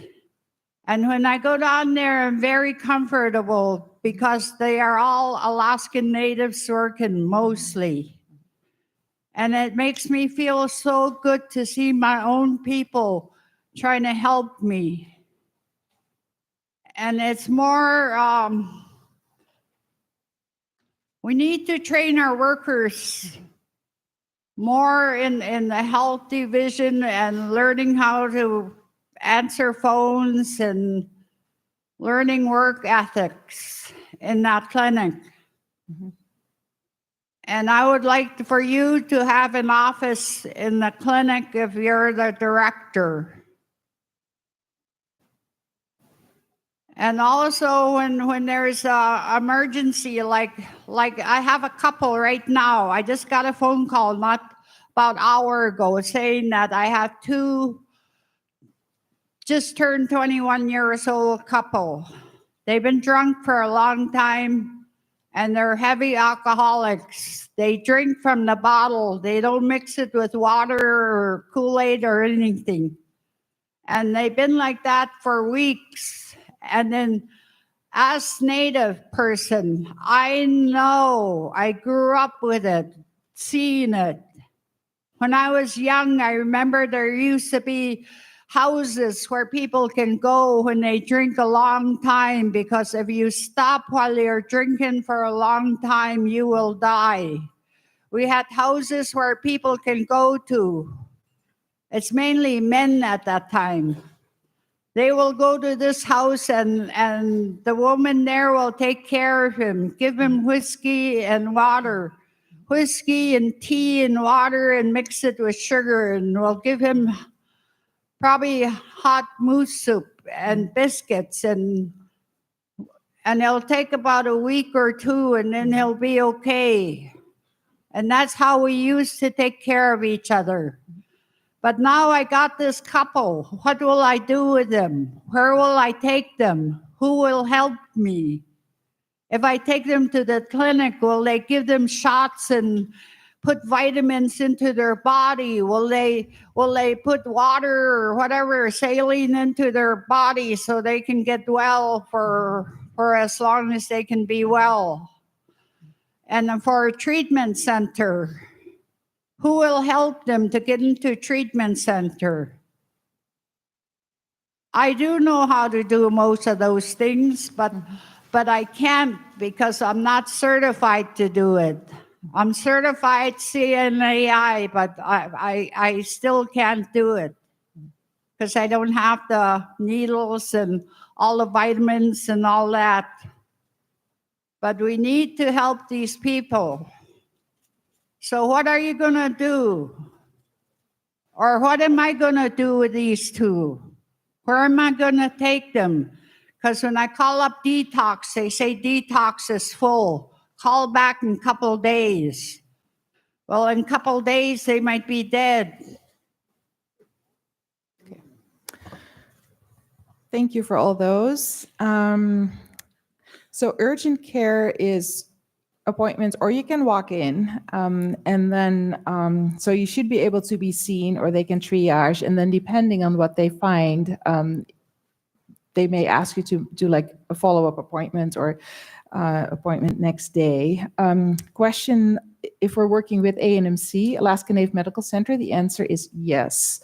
Actually, for closely. Our medical staff is collaborating at the various levels in our specialties services. We also, there are statewide meetings with all the tribal health organizations and ANMC, Alaska Native Medical Center, and Alaska Native Tribal Health Consortium. So we are working closely together. And then the specific situation with the two young people that you shared, as far as I know, detox has not been full, so we'll look into that. And I'm going to ask that maybe Dr. Bromwich, if you can take a sidebar on that specific situation to make sure that this couple gets into the right treatment track. But we do have, we are operating the Gateway to Recovery withdrawal management.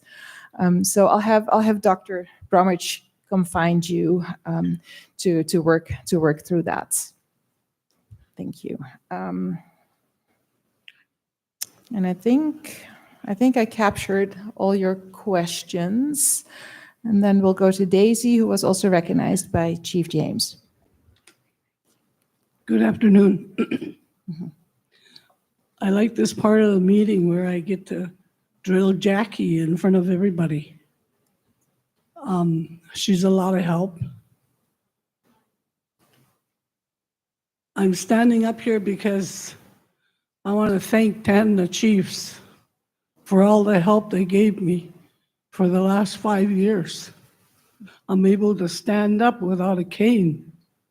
I actually jigged in the square dance this weekend. I got a new knee. So you guys better watch out. But I would like to thank TCC for all the help they give you in the medical field. But I also have some questions. And it's really disturbing to me when you go into the clinic to go check in, and the first thing that the secretary, the person that checks you in, wants to know, why do you want to see the doctor?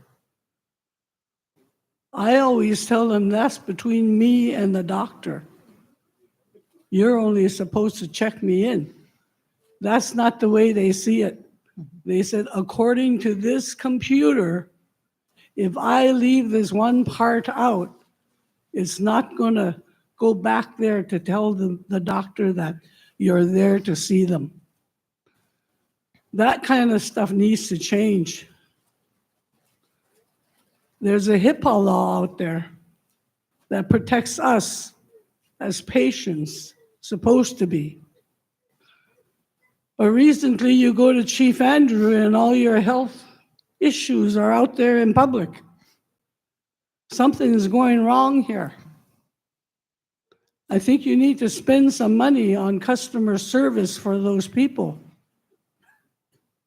I've been treated really bad by the receptionists and the people that are working there. I have a nightmare story to share with you.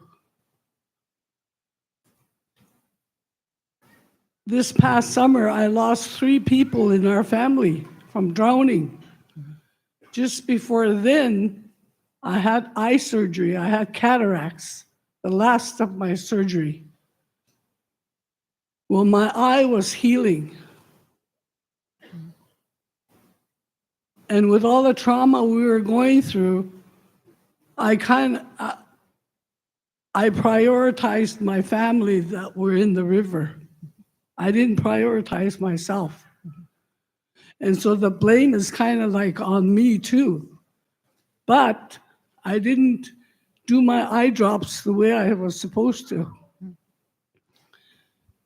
And as soon as the 3rd funeral happened, I went home and I went to sleep, and I woke up that morning and I felt something warm on my face.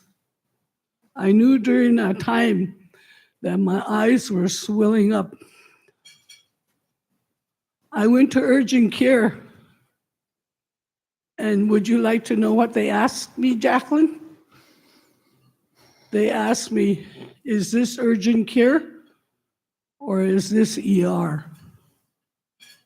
So my question to you, Jacqueline, is what's the difference between urgent care and ER?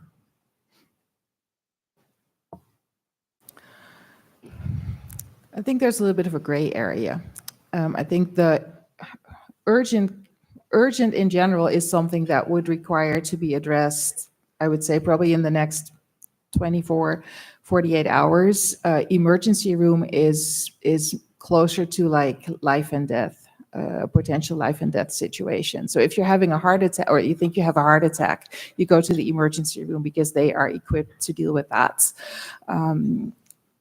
If you only have one vision, and if something happens to your eyes, you need to take care of it.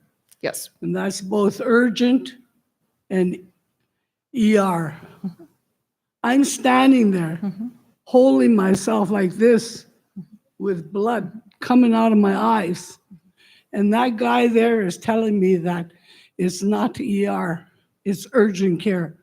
If you want urgent care, you go down to the appointment desk and make an appointment to go to ER or go to the urgent care. I said, you're asking me to walk a half a mile with blood coming out of my eyes. He said, yes, that's our policy and procedure. I said, I can't do it. I'll bleed out right here. I went outside and I want to thank you, Jackie.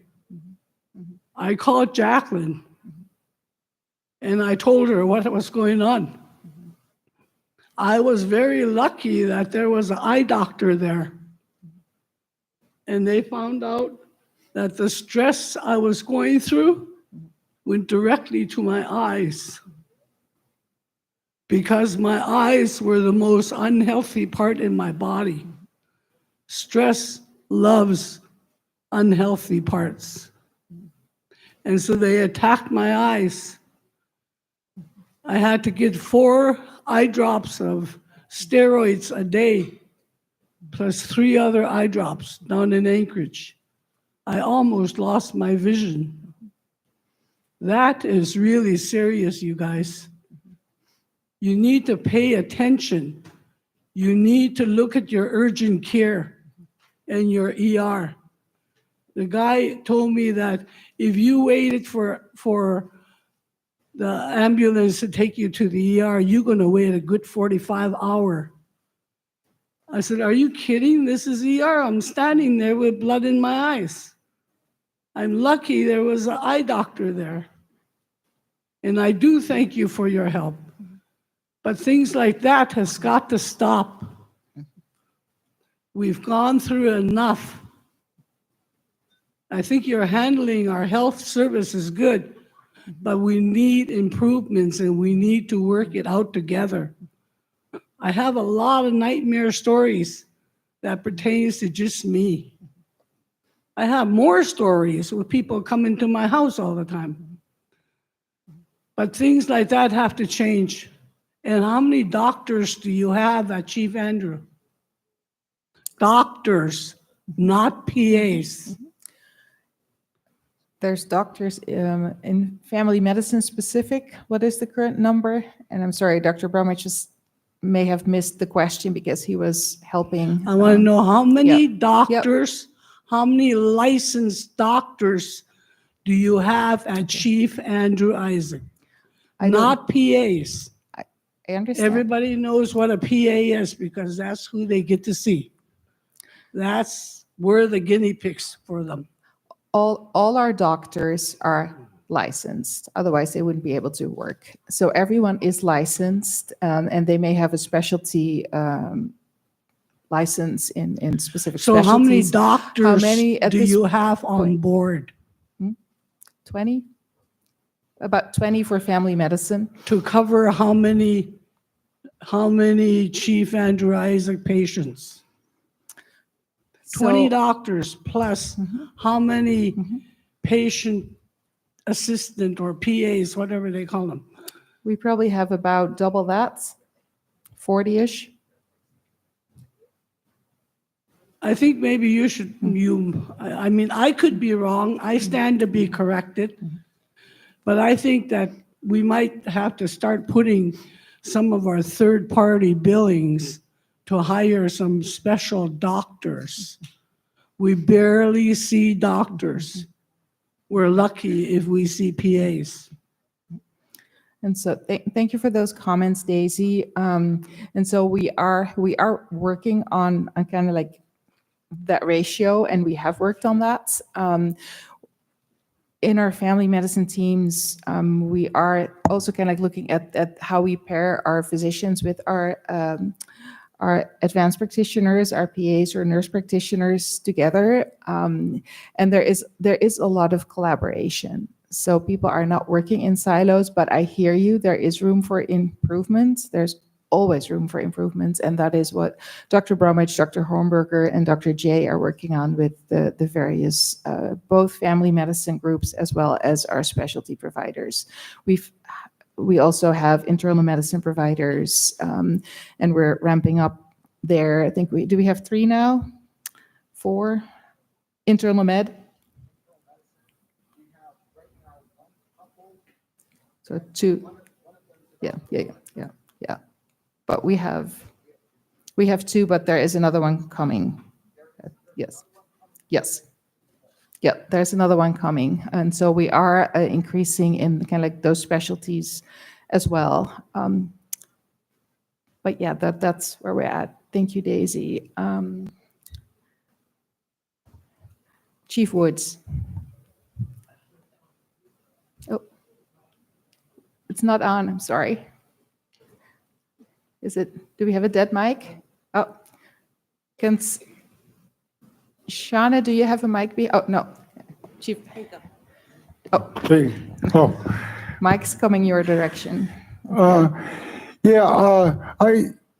have personal appointments I have to go to a couple times a year, and from Manly to here to Anchorage and back, and that is the problem I have between here and Anchorage and here and back to, because it seems like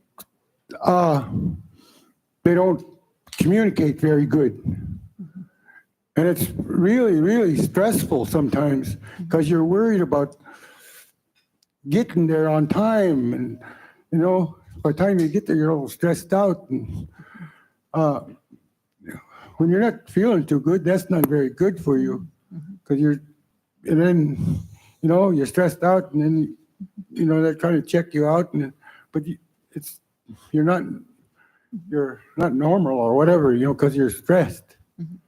But that connection between here and Anchorage got to be worked on because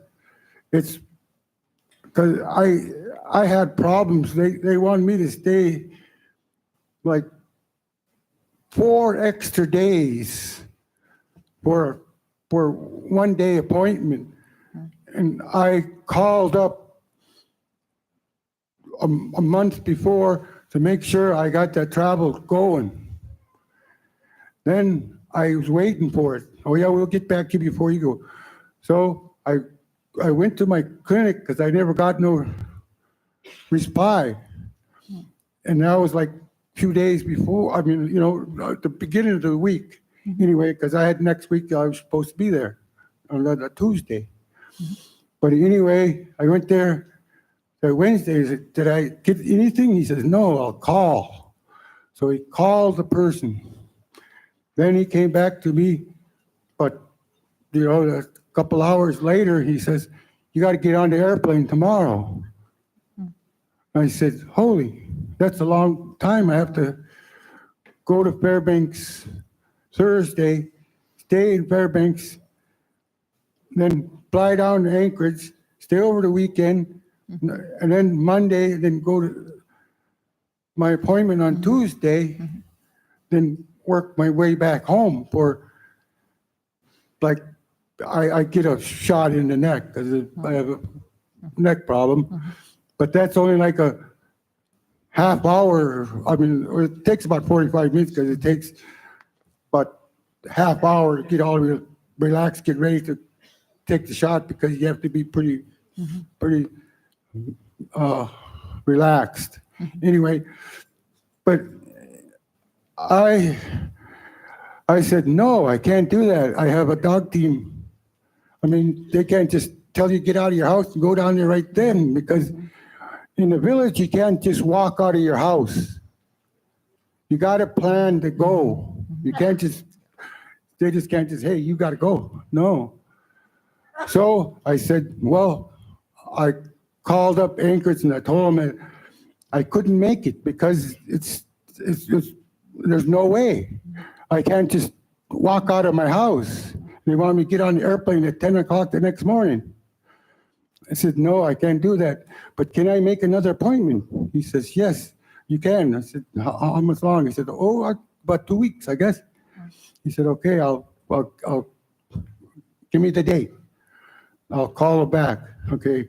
So I got that appointment, got it all done. I went back, I called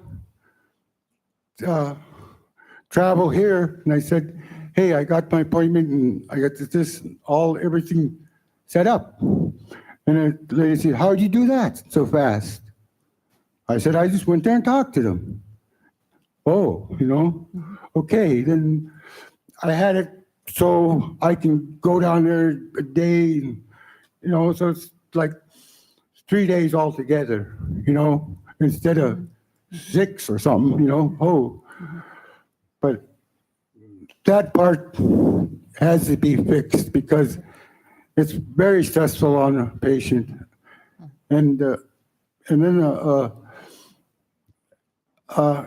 the person that needs to go with you, sometimes, like you said, I have a hard time finding somebody that wants to go sit down there for 3-4 days for nothing, or just watch me. But I don't know. But that timing needs to be fixed. Thank you. I hear you. I'd like to Sir- recognize Orville Balaam. Okay. Yes, go ahead. First of all, I'd like to pay respects to all the chiefs, attendants. I have a question. I was at Chief Andrew quite a few times, and Is your mic on? Okay. Yeah, that's better. Thank you. well, anyway, I went there to make an appointment for a procedure that I had to get done. I'm a cancer patient, by the way. And they told me that they want to send me to Anchorage. But the same procedure can be done in Fairbanks, Alaska. I live quite a ways up the highway, equivalent to the distance to Tanana. And the procedure I'm talking about requires stay in a hotel, or it takes me a while to get to town. And they want me to go to Anchorage for the same thing that could be done in Fairbanks. What I'm trying to say here is that wouldn't it be cheaper for me to get a hotel in Fairbanks than, to go to Anchorage? So I don't know what kind of sense that makes to send me to Anchorage for something that could be done in Fairbanks. I have to drive to town. I live in a dry cabin, by the way, and the procedure that I'm talking about is to monitor my cancer. And I don't understand why I have to go to Anchorage. Okay. So I'm going to suggest that we take that kind of off-sites, because there may have been a specific reason for it that I would not know standing up here. And if there is, I wouldn't necessarily want to disclose Well, that what I'm either. trying to So it's, I think we'll have Dr. Bromwich, our medical director, touch base with you and look into that. At times, there are procedures and things that are done up here. And so we are able to accommodate a number of our patients with that. So it's, if I can ask Dr. Bromwich to kind of get the specifics and the details so he can look into that, and then we can take it from there. Does that would be the way to look. Sometimes there are things that are very specific that require, or there might be like a nuance that in general a patient may have where it would not be advisable to do certain procedures here, but I don't know that, and we cannot go into those details. But sometimes there is a nuance to it where it on the surface it might at times look like, okay, my neighbor had something similar done and they were able to do it here, and so why do I have to go to Anchorage? So sometimes there is more to it, not always. There are times that we are able to accommodate patients here. So it's kind of like on a case-by-case basis. And I think I'm over time. Okay, so thank you all for your questions. If anyone has other questions, we'll all be here the rest of the day. And tomorrow, Dr. Bromwich will be back. We'll also have Felicia Falascia, our patient navigator, making the rounds, and others, if there's other questions that are still lingering. Thank you so much.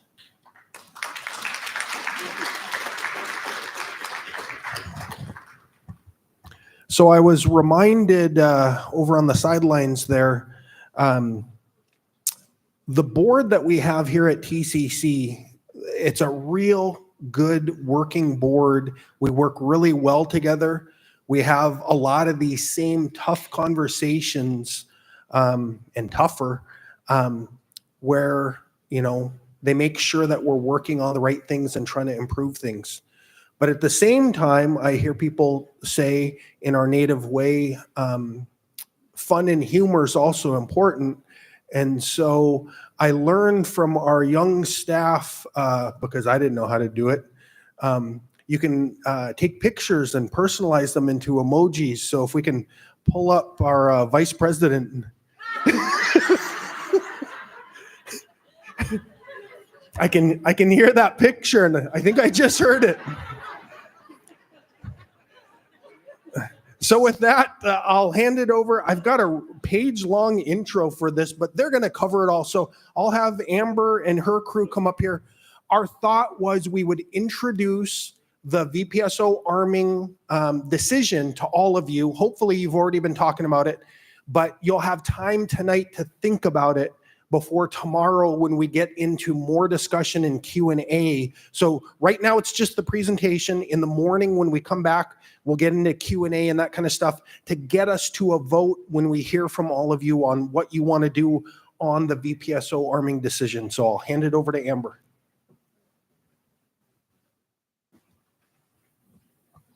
You can sit wherever.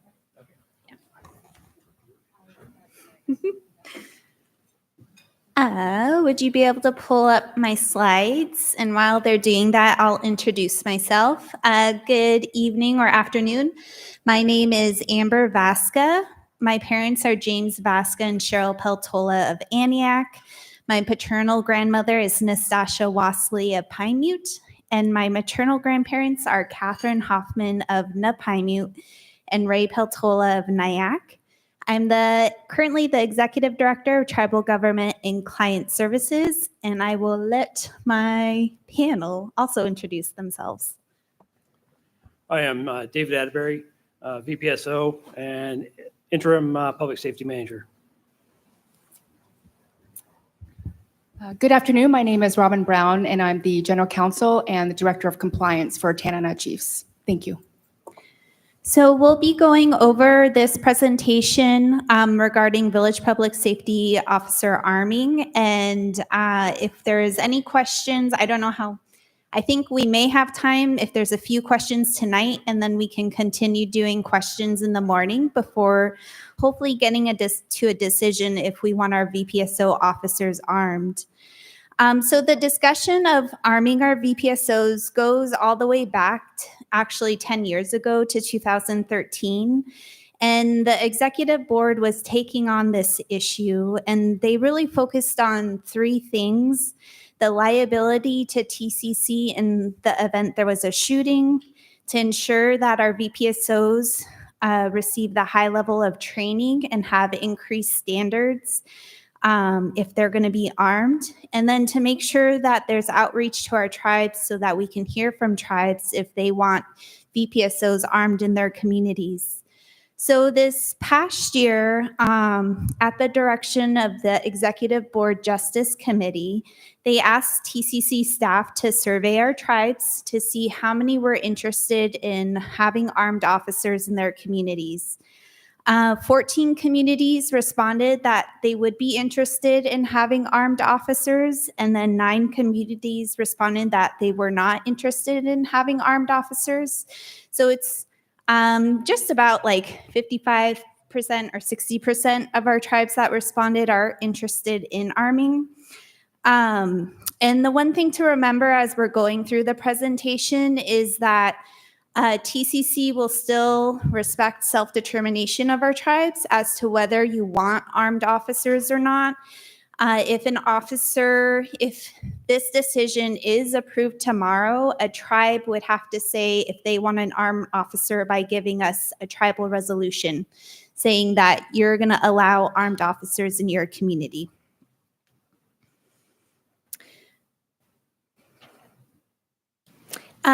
So going over what we'll be going over tonight, and each of you should have a printed handout in front of you with the slides, so you'll be able to take home and refer to the information. We'll be going over what the state of Alaska requirements are for arming, information to consider, including the insurance, officer safety, recruitment, and recent deaths by officers. What the next steps are if the full board does approve arming. And then this will likely be tomorrow, but discussion and action as to for a motion whether you approve for TCC to move forward with an arming program. So the state of Alaska requirements for VPSO arming. As of November 2018, our VPSOs are no longer prohibited from carrying firearms under state law, and the Alaska Police Standards Council recognizes VPSOs to carry firearms. However, there are certain requirements that must be met before a VPSO can carry a firearm. That's in the state statutes. So they must complete a firearms training program. They must pass a psychological examination, and then they must meet the firearms qualification requirements. And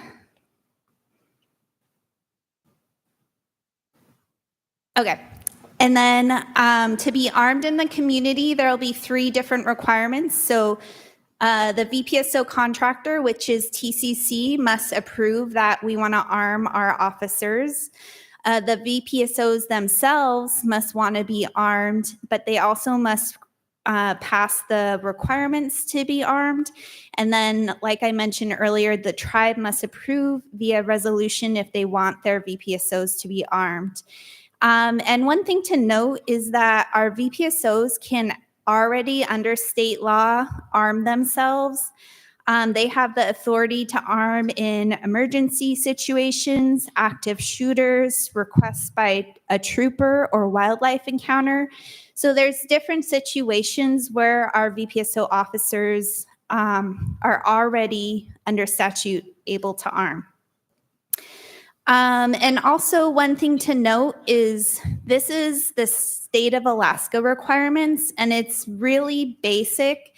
The standard operations and procedures are general, and they don't specify any arming policies. So it's going to be up to TCC as the VPSO contractor to develop those policies and requirements. So we don't have to, we can go above and beyond these basic requirements to ensure that our officers are meeting the standards that we want. And we'll be going over those later in the presentation. So one of the big things that has been in discussion throughout this past year and even 10 years ago is the liability that VPSO arming might have on TCC as an organization.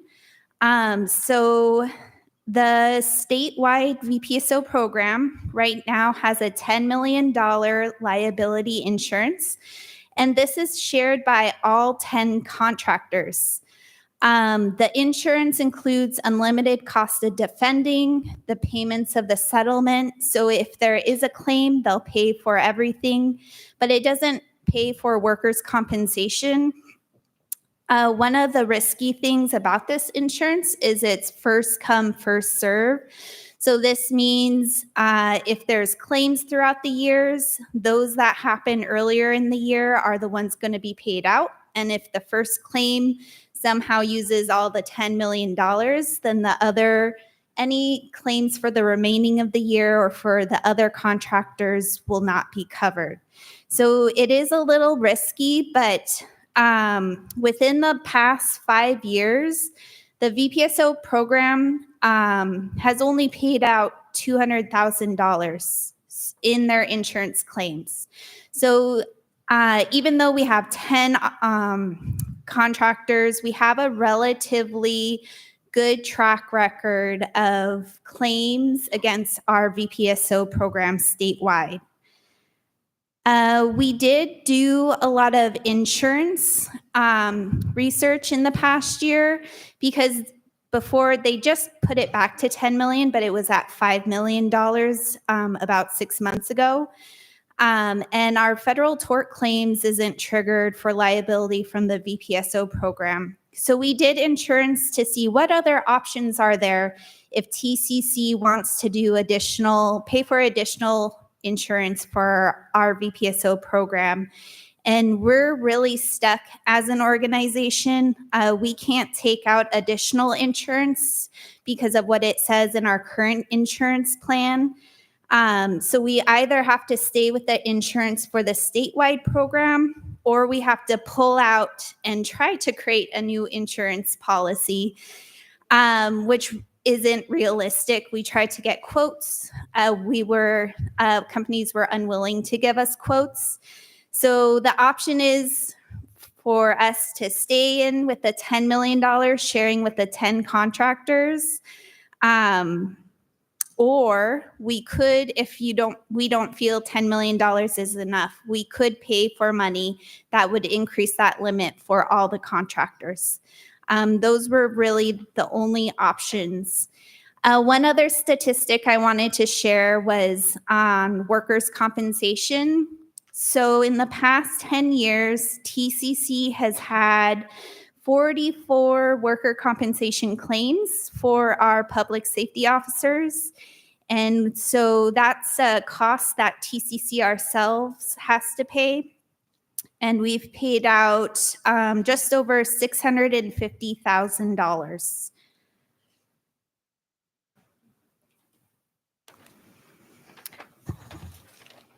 So what is TCC's liability if an officer shoots an individual?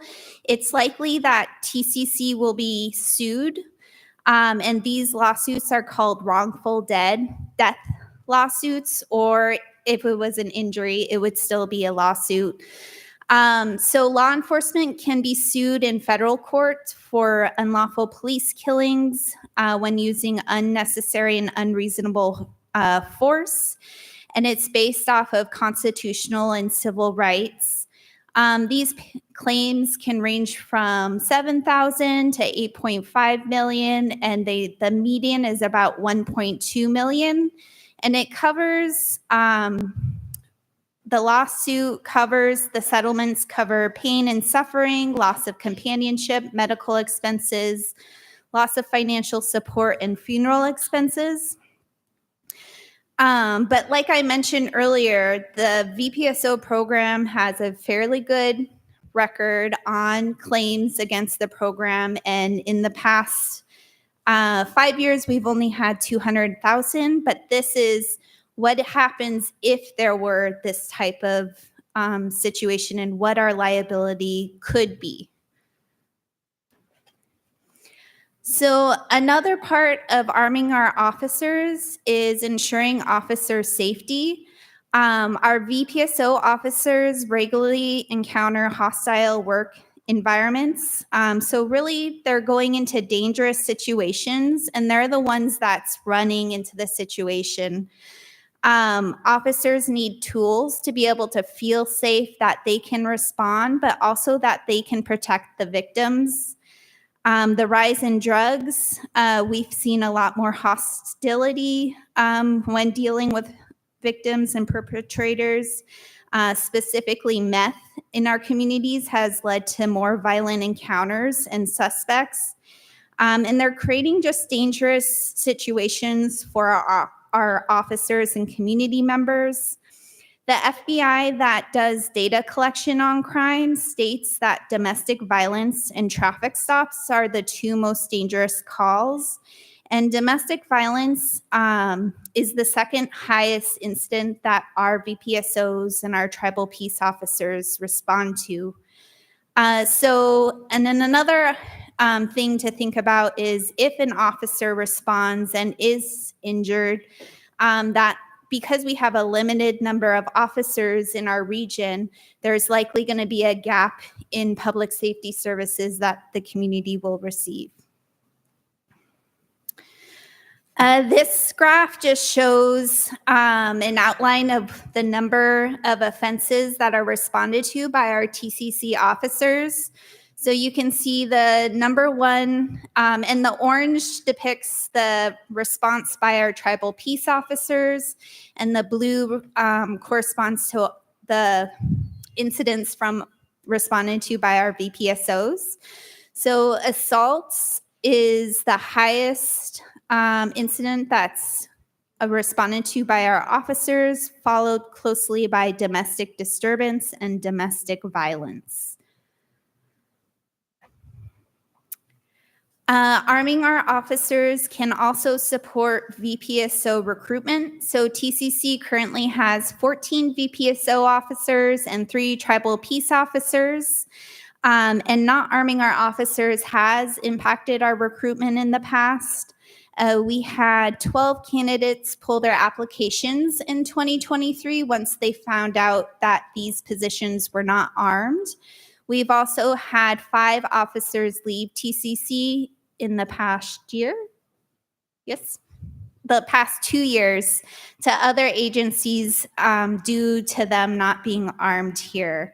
But I also wanted to note arming may help with recruitment, but it might not help with retention because there's still the possibility that armed officers move to other entities like the Alaska State Troopers or police departments because we're all competing for this very limited amount of people who want to become public safety officers. So it may likely improve our recruitment, but we would still be in competition with other organizations.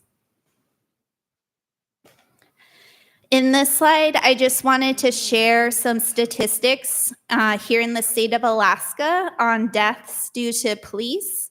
So it's about averages, about 8 victims each year are die due to use of force using a gun here in Alaska. The majority of those victims, or all of them, are armed, with the exception of 2 in the past 6 years. And deaths due to police have really been something that's highlighted lately. Troopers shared it used to be uncommon for officers in an officer-involved shooting, and it might happen every 2 to 3 years. But they shared this year that it's now every year there is an officer-involved shooting, and the majority of officers have been involved in a shooting at some point in time. And then we also recognize there's been some recent officer-involved shootings within the TCC region. For example, last year in Northway, one of the Northway tribal members was lost. And then in the Anchorage Police Department, they've been highlighted in the media this past year because they've had over 5 officer-involved shootings. And this slide is really brought up because it's important to think about the safety of our officers, the safety of our victims, but also what happens if a VPSO's shooting happens in our region. Will our tribe still be able to trust our officers in their communities? What happens to the TCC reputation? What happens if the officer-involved shooting causes a death in one of our communities? At the same time, VPSOs and our public safety officers already have tools and already have the ability to use deadly force even without having a gun. It doesn't matter what tool is used, but the action must be justified. And we're not aware of any deadly force by a VPSO, even with this authority. So VPSOs can already have deadly force and they haven't been using it. The last thing I wanted to share before going into if we were moving forward with arming our officers is what's happening throughout the state of Alaska in our other contractors. So other VPSO, we have 10 VPSO contractors throughout the state. The Northwest Arctic Borough has armed their officers within the last year. And we've been talking with them, seeing what their policies are, looking at their arming book. They also shared recently that it took them about 9 to 10 months to arm their officers. And armed officers recently went to a community potluck or gathering, and he's like, no one even noticed that there was armed. Everything went as usual. Other VPSO contractors include the Clinton and Haida, who are presenting arming to their board for approval, and then Copper River Native Association is also considering arming. So the next steps, if the full board of directors decides to approve TCC to enter a pilot program, we're proposing to start the pilot program to arm 3 officers, and motion language will be provided at the end.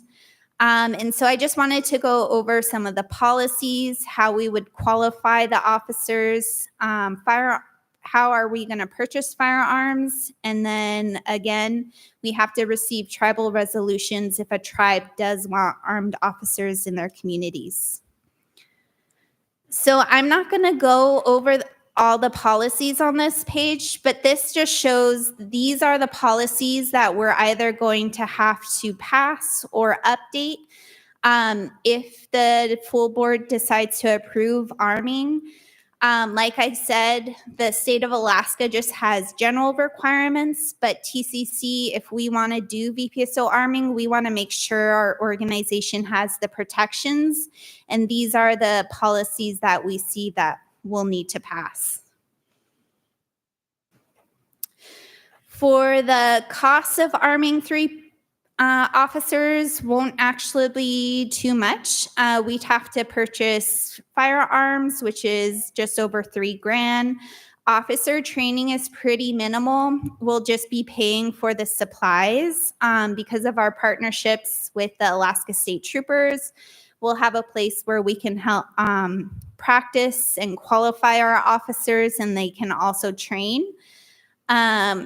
Psychological evaluation, about $2,600. And then for each officer that we arm, we do have to pay additional insurance of just over $4,000. So the cost for arming our officers, 3 officers at this point, will be just under 20 grand and wouldn't have a large impact on our grant funding. This is an example of the arming trainings that we would likely enforce.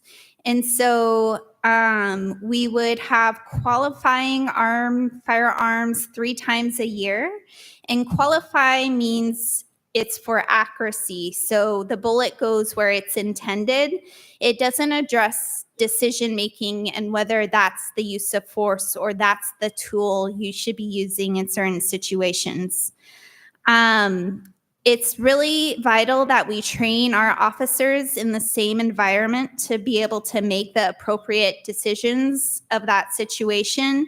So because we are dark the majority of the year, we'd want them to be trained in low light, the use of red dot if they're going to have red dot on their tool.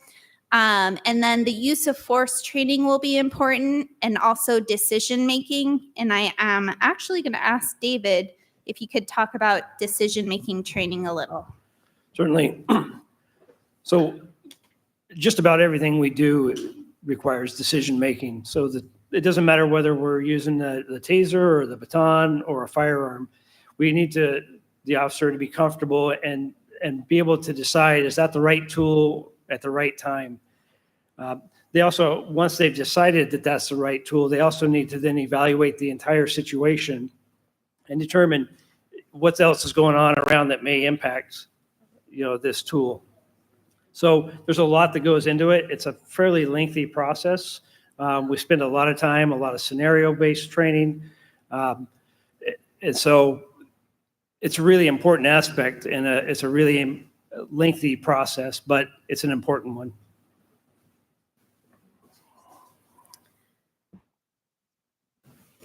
The other item that we would have to figure out if we do move forward with arming is how we're going to purchase our firearms.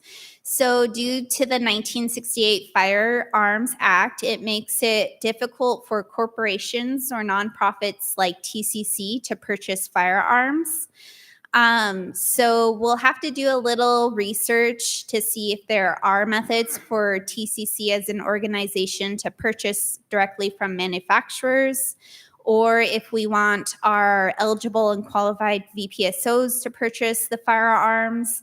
And the last choice is something that the state of Alaska offered, but we don't know if it's still on the table, if they're willing to purchase firearms as they did in 2016. And that's something that we would research and figure out and also put into policy. So that is all the information that I had to present on arming VPSOs. Tomorrow, when we come back, we'll be asking if there's a motion to approve TCC to initiate a pilot project to arm village public safety officers. Just as a reminder, there's 3 different things that have to be met. TCC ourselves have to approve that we want to arm our officers. The VPSO must want to be armed, but also pass all the requirements and qualifications. And then as a tribe, you still have the decision if you want an armed officer in your community. And before I end, we do have some of our public safety officers in the back corner. So if you guys could wave your hand and let's give them a round of applause.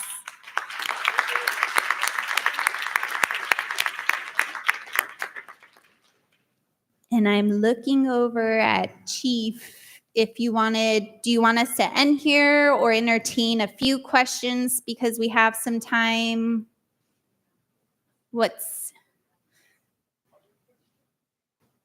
Are there any questions right now? Yes, Chief Green. I think it would be really good, we all heard the trainings and stuff. I think we should bring this back to our councils to make sure that we, that this is a pretty big decision and just, I think that should be, and whenever our spring convention, bring back to us or whatever, I think that's my recommendation. Gloria Patsy Nolato, I agree with Charlie in that we should bring this back to our full board. And then if this is something that needs to be decided on before the spring convention, then we can, you can give the villages a timeline and we can submit resolutions as to whether or not our tribes are for it or are not for it in the next, after our next regular meeting. And that way, we as delegates are not just answering on our own behalf, but answering on behalf of our full councils. This is Margaret. I have a question. Over at the Nakanaga. Oh, yes. Okay. I believe that if you're going to have armed or VPSO, that you need to have body cam too, in order to, be for the safety of the officer. To say, what happened, it'd be recorded. Thank you. Chief Nancy? I'd like to see a little more data. I think that's a good recommendation to take it back to the council to discuss it, but also I'd like to see more data provided from VPSO, their input. Does it also prevent hiring, recruiting, or I'd like to see more input on that one. Thank you. And we can definitely survey our VPSOs. I don't know if David knows the answer right now, but when we were considering this in 2016, all the VPSOs were supportive of arming. Do you know the general feeling right now, David? I would have to say that, yes, they are all supportive of this.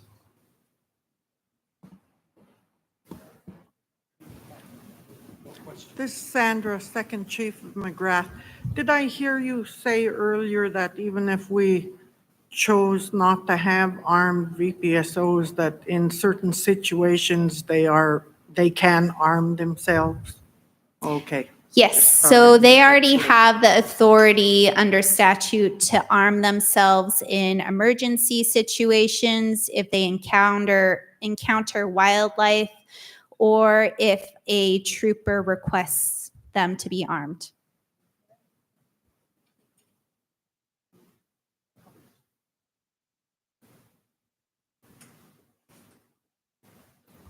If I could give my 2 cents real quick here. So it sounds like we're going to push this to the March meeting, and that'll give you guys plenty of time. We have it on the agenda tomorrow, though, to have more Q&A time with all of you. So I guess we'll see how that goes. But my 2 cents is this. Eagle has had a VPSO pretty much since day one. And I want to make sure our VPSOs feel safe in the job as they go into a lot of different decisions. We've had a number of VPSOs in Eagle, and to hear some of their crazy stories about having people come at them with knives and other things like that. So on one hand, I want to make sure our VPSOs feel safe, but on the other hand, and I hate to bring up a specific instance, and I hope this is okay, but on our boat trip this summer, we heard tribal testimony from Northway about the trooper involved shooting of one of their tribal members. And all I kept thinking, because I knew this was coming, was if that was us, if VPSO had to, was in that situation and had to take a life of our tribal members, that's not an easy situation. So I wish it was an easier decision for all of you to make, but I think rightfully so from our executive board, they asked that this come to the full board for the decision.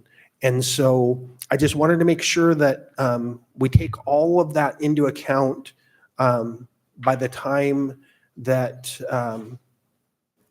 that you make your decision. And if we decide to arm, I want to make darn sure, which I'm sure we are, that de-escalation training, all that stuff, so that it's last resort as much as possible, that we make sure we're covering that, which I'm sure we will. But that's just my 2 cents real quick. And it sounds like we'll have plenty of time in the morning for Q&A. So as you go home tonight, be thinking about any questions that you might have, and we'll have plenty of time for Q&A in the morning as well.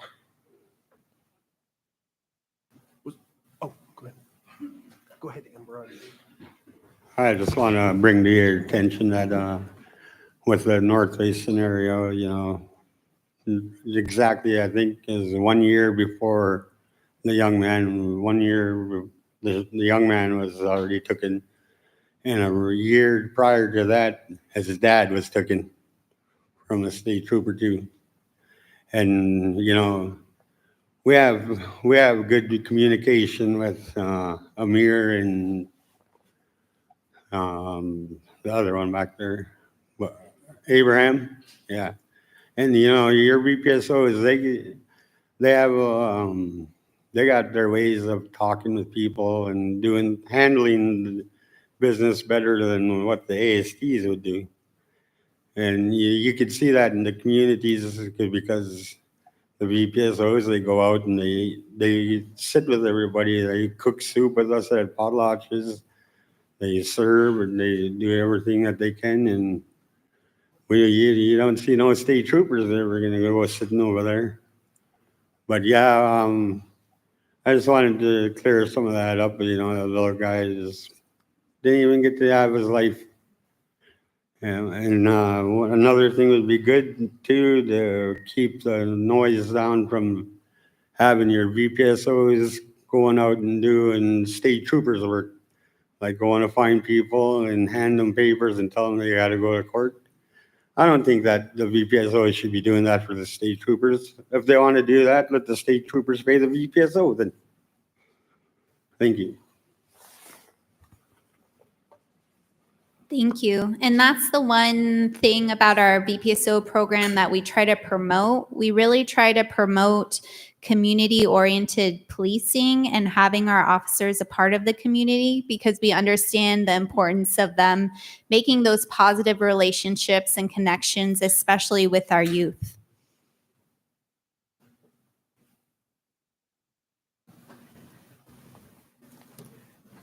Let's give this panel a warm applause, please. Okay, before everyone leaves, we have a couple announcements. In October, let's see. Yes? Okay, just as Brian mentioned earlier, in October, the E-Board passed a resolution actually, this is an important one. In October, the E-Board passed a resolution to standardize the pronouns in the bylaws and prepare a final draft to present to the full Board of Directors for a vote in March. Since bylaw amendments require notice and an opportunity for discussion, there is a copy of the proposed changes in your delegate packets. The proposed changes are in yellow to include both male and female pronoun references. While this may appear more of a cleanup, it is important to follow the process to amend the bylaws. An official copy will be sent out in the official call to order next spring, and the full Board of Directors will be asked to vote on the proposed changes in March. However, we wanted to give our delegates ample time to review these requested changes, review with your councils, and come to our March convention prepared to discuss. Please join us at the Tribal Hall for the Every Salmon Counts potluck celebration. This will be a night of community gathering with common goal of uplifting and advocating for the Yukon River salmon. Guests are invited to bring a side dish or dessert. Bristol Bay sockeye salmon will be provided. And we have another announcement, just a reminder that we'll also be drawing winners for the convention survey tomorrow morning. If you haven't submitted yours yet, please turn it in at the self-governance table out front.